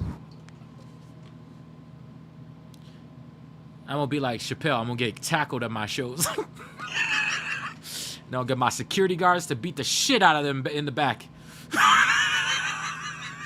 Chat, you see, you can tackle Chappelle. You can tackle Chappelle, it'll be fine. You tackle a Samoan, oh fuck, man. You're fucked. All my bouncers are gonna be 6'5", 300 pounds, dog. Chat, you can tackle Chappelle. I've seen some of his bouncers. A lot of them are short. A lot of them are okay. Chat, the average height of a Samoan is 6'5", 300 pounds. Go ahead and tackle me. Go. My guys have played in the NFL. My guys know how to block. All right, chat. All my guys played in the NFL. So, good luck running into a brick wall. Where are you going? Nah, don't roll away. Get back here. Where are you going? Yo, come over to Samoan name. Oos. Take this guy out. I just need one Samoan guy. That's all I need. He's going to take on everybody. Chat, the greatest thing about having a Samoan bouncer, you just need one. You don't need multiple. Just one guy will take out everybody. He's like 300 pounds. Troy's like, I'm here. Yo, there he is. He's like 300 pounds, 200 pounds, 6'5". That's like the average height of a Samoan, chat. I'm like on the smaller end of a Samoan. I'm like 6'2", 220 pounds. I'm on the smaller end of a Samoan. Most Samoans, like, they go up to like 6'5", 6'6", 6'7", and they're like average 275 to 300 pounds. That's why the NFL like hire them to be blockers. You'll see a lot of them on the blocking side, on the offense, right? Or on the defensive side. You'll see a lot of like crazy names in the NFL, like Felavasova. You know what I mean? Zango Vailoa, Tsazupu. You know, like all these long ass names you see in the NFL. Yeah. Those are all Samoan dudes. A Samoan is his own bouncer. Yeah. I love it like we're getting ahead of ourselves talking about stupid stuff. Chat. I love it like we're talking about it, getting ahead of ourselves. We haven't even. Let's not get ahead of ourselves. I still got a lot of stand-up comedy bits to do. My goal this year was 21. We did 2, chat. Can we give a round of applause? We did. Actually, can I say we did 3? Because I don't want to. I said this year we were going to do 21 shows. I'd say we did 3. And the reason why I said, actually we did more than 3. I did the Puerto Rican group, right? Remember I went out in public and I was going around. Hey, let's do the gratitude jar. I was going around and I was doing a bunch of people. Let's see, today's 5/28. 5/28, 26. Did pretty well in our opinion.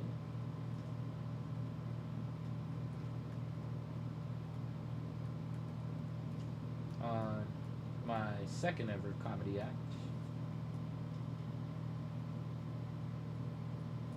And the reason why I'm grateful,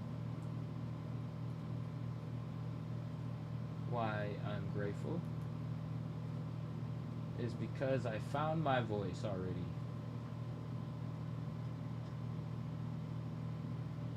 Chat, you have no idea. I have seen comedians tonight. I'm so blessed. This is a very important moment because I've seen so many comedians tonight who's on their 8th year, on their 13th year, on their 12th year, on their 17th year. Some of them have been doing it for a while, and some of them don't even know what their style is, what their voice is. I've discovered it tonight. It's like, I've discovered it on Saturday. I knew what it was. I just didn't know if that was the correct way about going it, but I've discovered that my voice is in the crowd work, the dark. I think those are the 3. We found the 3.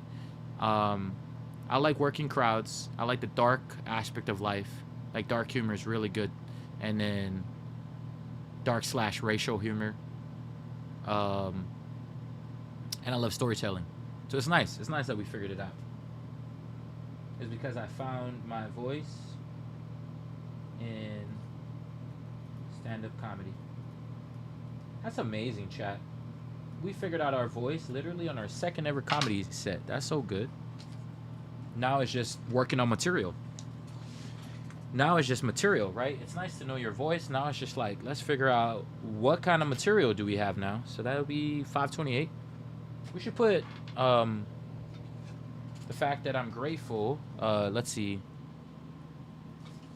This past Saturday was May 23rd. Grateful that I killed social anxiety years ago.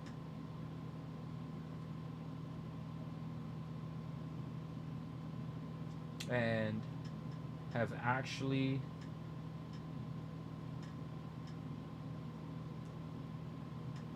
learned how to approach strangers at a beach.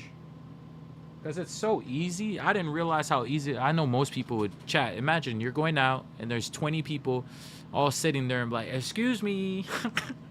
Imagine being a random guy in all black coming over like, hey, I'm trying to do a social experiment with random groups of people in Hawaii. Would you care to participate? You know what I mean? Not a lot of people are willing to do that, to walk up to random strangers. And I'm grateful that I killed social anxiety years ago. So it's like I mean it, chat, when I say I make friends so easily wherever I go. Like God has blessed me with that ability where I could get people to actually say yes to have me perform. And that's crazy. There's no cover fee. There's no nothing. And it's like people are like, the comedy scene out here is trash. And we just found gold at the parks. And we just walk around, find 10 to 15 to 20 groups of people. And we could work on our comedy set like, it's like every weekend if we wanted. If I'm not tired, if I'm not injured or whatever. And I've actually learned how to approach strangers on a beach.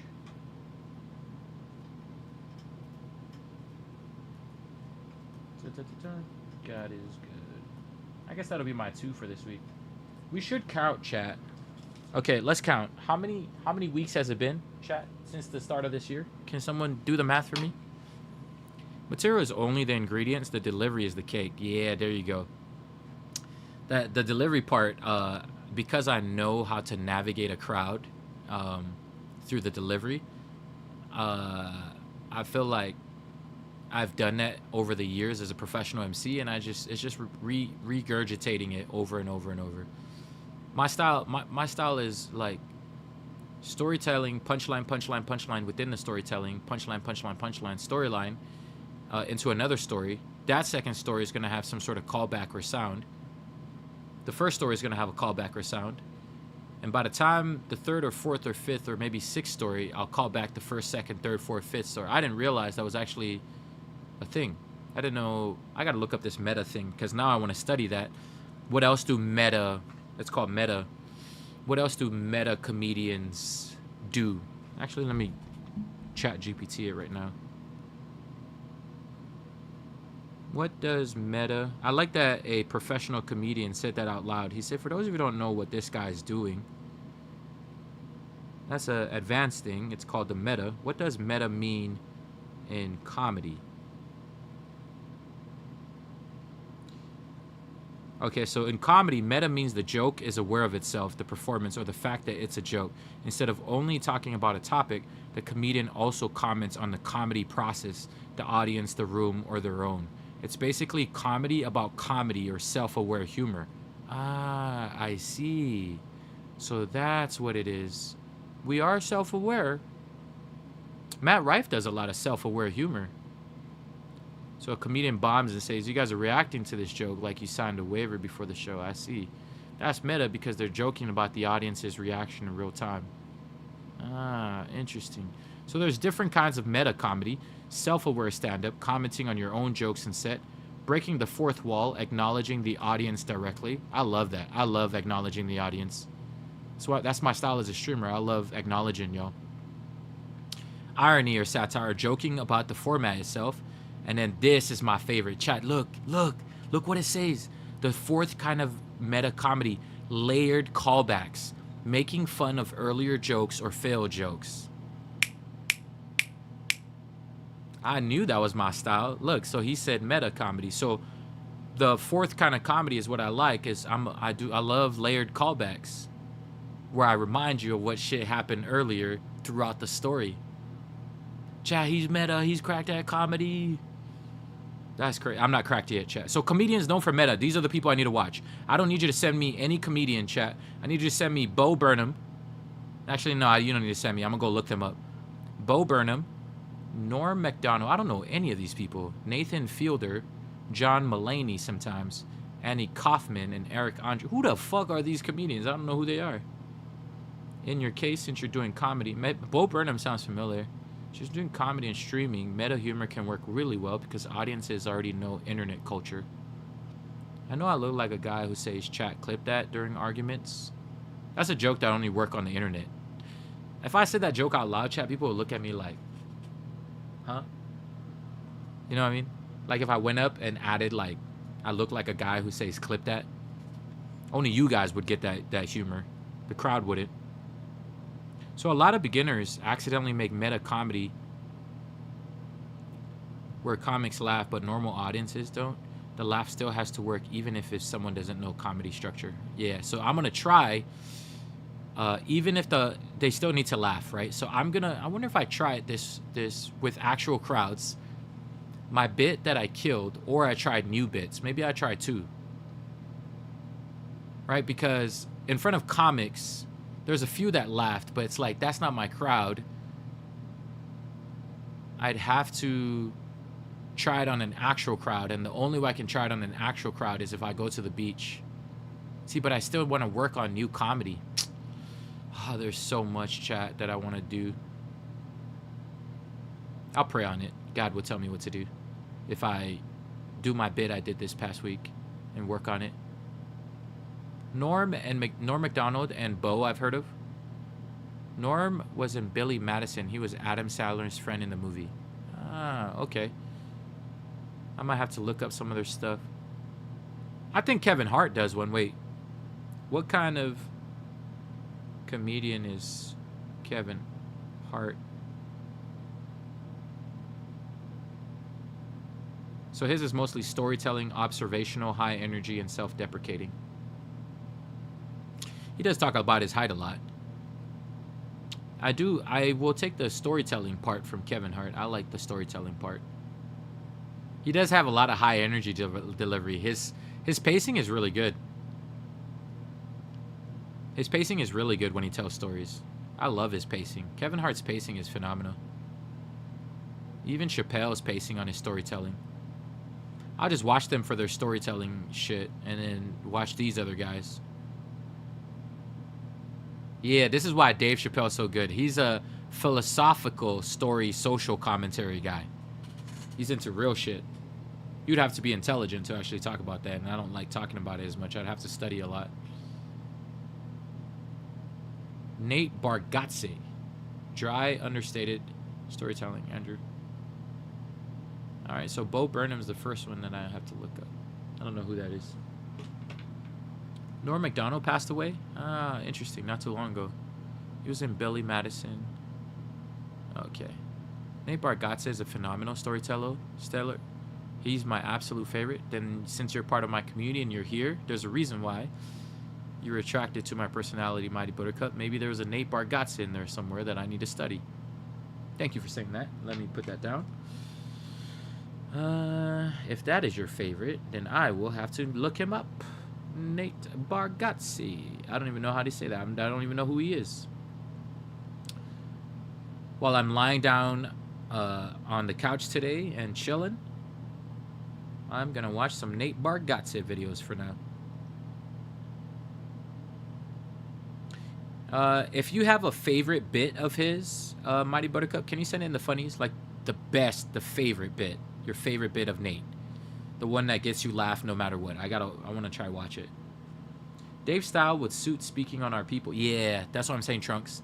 With Our People would only listen to storytelling because our people love storytelling, right? And then they would probably, and that storytelling, I could do the meta, the story within the story within the story. But turning it philosophical at the end, they wouldn't feel like I'm attacking them, if that makes any sense.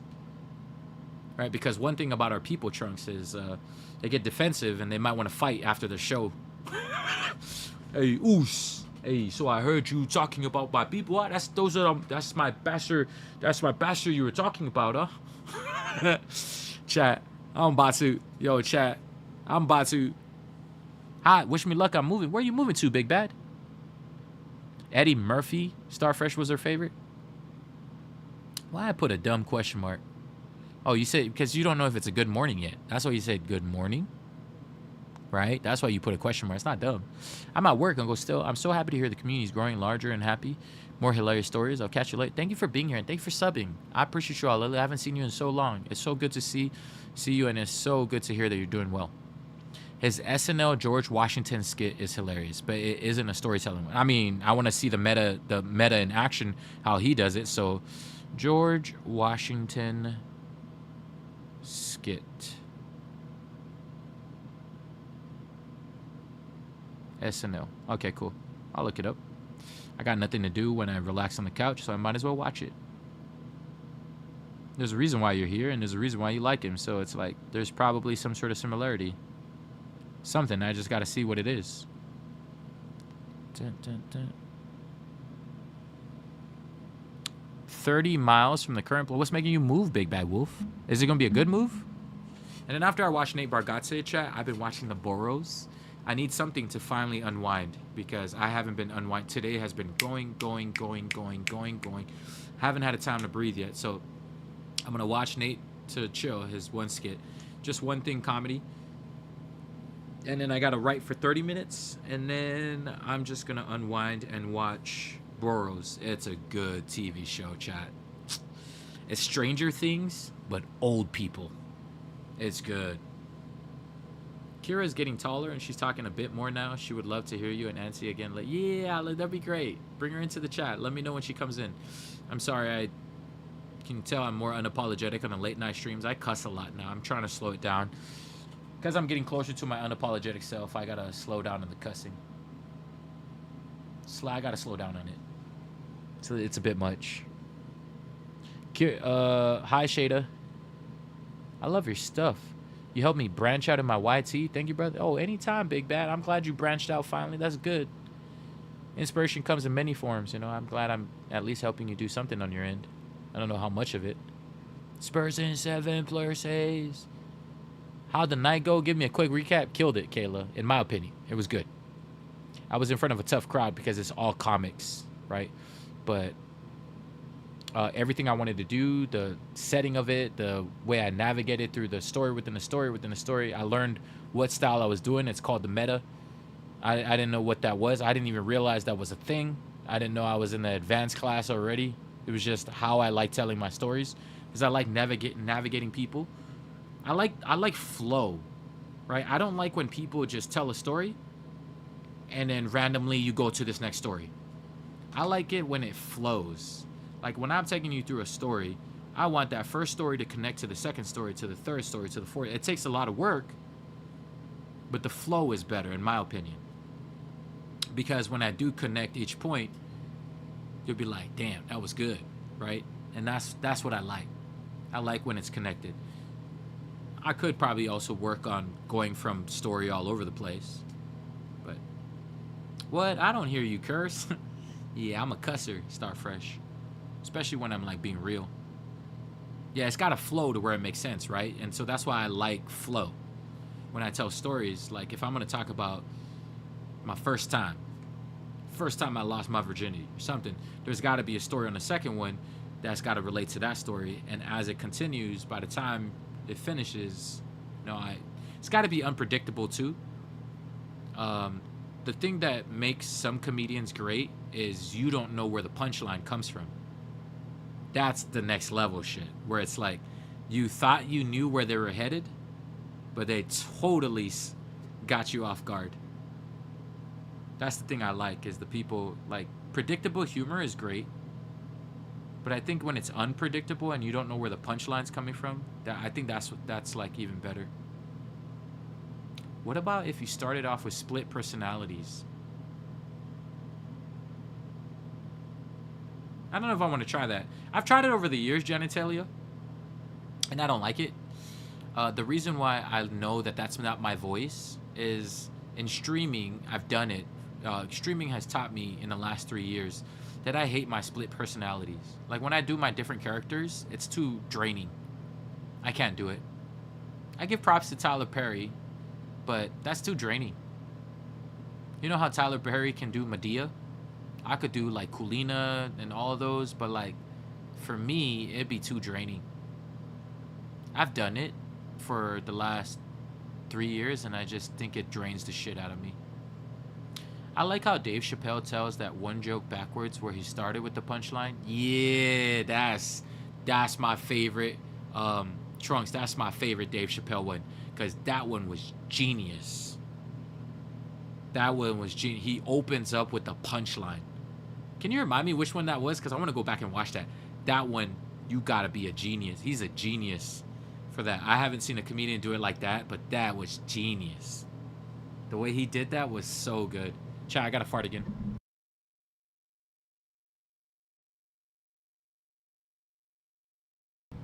Oh, that felt good. Someone find it and put it in the funnies. Yeah, that's a good Dave Chappelle. That's a good. What did you eat, cool? Don't smile like that. I enjoyed that. Chat, I ate. What did I eat earlier? A McDonald's wrap. McDonald's wraps be doing that. That's kind of crazy. I'm so proud. I love that bit. I gotta look. Trunks, if you find out what that is, remind me of it again, because that's. I'll try like one comedy set where I open up with the punchline. See, but that one he had a whole hour. If you open up with a punchline and you only got 5 minutes, you'd have to get back to that punchline as fast as possible. And with me being a storyteller guy, I'd need longer than 5 minutes, because a strong comedy set, they say, for any up-and-comer is between 5 to 7 minutes. And today I finished, let's see, today's set was 7 minutes and 17 seconds. Actually, it was probably less than that, because when do I go up? Let me see. Okay, so I go 47 seconds in. Yeah, my comedy bit was 6 minutes and 29 seconds. I was in a sweet spot. Yeah, I was in flow state. But that's easy. 5 minutes now is... I just realized how easy 5 minutes is. I thought it was hard before, but it's like when you know what you want to talk about, yeah, 5 minutes goes by too fast. 5 minutes goes by way too fast. I would like a 10-minute set or a 15-minute set, like eventually work my way up to that. But I have a lot of things that I have stories that I've worked on. I just posted in the funnies. Thank you, Trunks. It was about going to his Mormon friend's house for dinner and they didn't have enough stove. So yeah, that was good. That was one of his best ones. I don't know if that was the one I'm thinking of, but there was another one where it was philosophical and he opened up with the punchline. That could be it. That might be it. I gotta go back and watch it. When you become a big comedian, don't forget to still play Fort with us. Go on Starfresh. I'm not gonna become a big comedian. I don't like counting my eggs before they're hatched, but I can't say this. I do enjoy that I get to put in my streaming chat. It's all in one. I get to put comedy is basically streaming in person plus emceeing. Does that make sense? So I've done MC work and I love emceeing work, but the reason why I hate emceeing so much is it's not about me, it's about everybody else, right? And so there's so much shit to memorize, and I'm okay with doing that, but after a while it becomes old, right? I go to a gig, I memorize fucking 5 pages worth of novels, how they met, how he proposed, favorite hobbies, favorite interests, right? Because the main people who we're celebrating are here. And so I spend hours upon hours upon hours talking about shit that I could care less about. Like, I'm gonna be honest, right? Like, not everybody cares about telling stories about other people, right? And it's like I care more about the real shit happening in your life, right? This is why I like streaming, because I want to hear about why you suffer from what you suffer. I want to talk about deep shit, right? Like, why do you believe in this ideology versus this ideology? I like the deep shit type of talks, right? That's why I prefer streaming over MCing. Because in MCing, I got to do shit that I don't want to do. And that's memorizing a bunch of shit that I don't really care about. Like, to be honest, I care about who they are as people and what they're about. Like, what are you as a human being? You know what I mean? But that comes with the task of being an MC. You got to know their story. You got to know shit, right? And so that requires a lot of brain power, and that part I'm over it. I hate that I have to do that every event, but that's the part about MCing that got monotonous. Like, doing that shit over and over. It's like memorizing for an exam that you got to do the next day. And it's like all this shit I had to memorize and cram in one brain, you know, for a 5-hour event. I just want to get up there and just talk about what I want to talk about. And that's what makes comedy so fun for me, because it's talking about shit I want to talk about, right? The traumas of what I went through growing up and real shit. Real type shit. I like the intelligent stuff. Yeah, intelligent and meaningful conversation over small talk any day. Yeah, in my opinion. I think most people who watch streams can relate.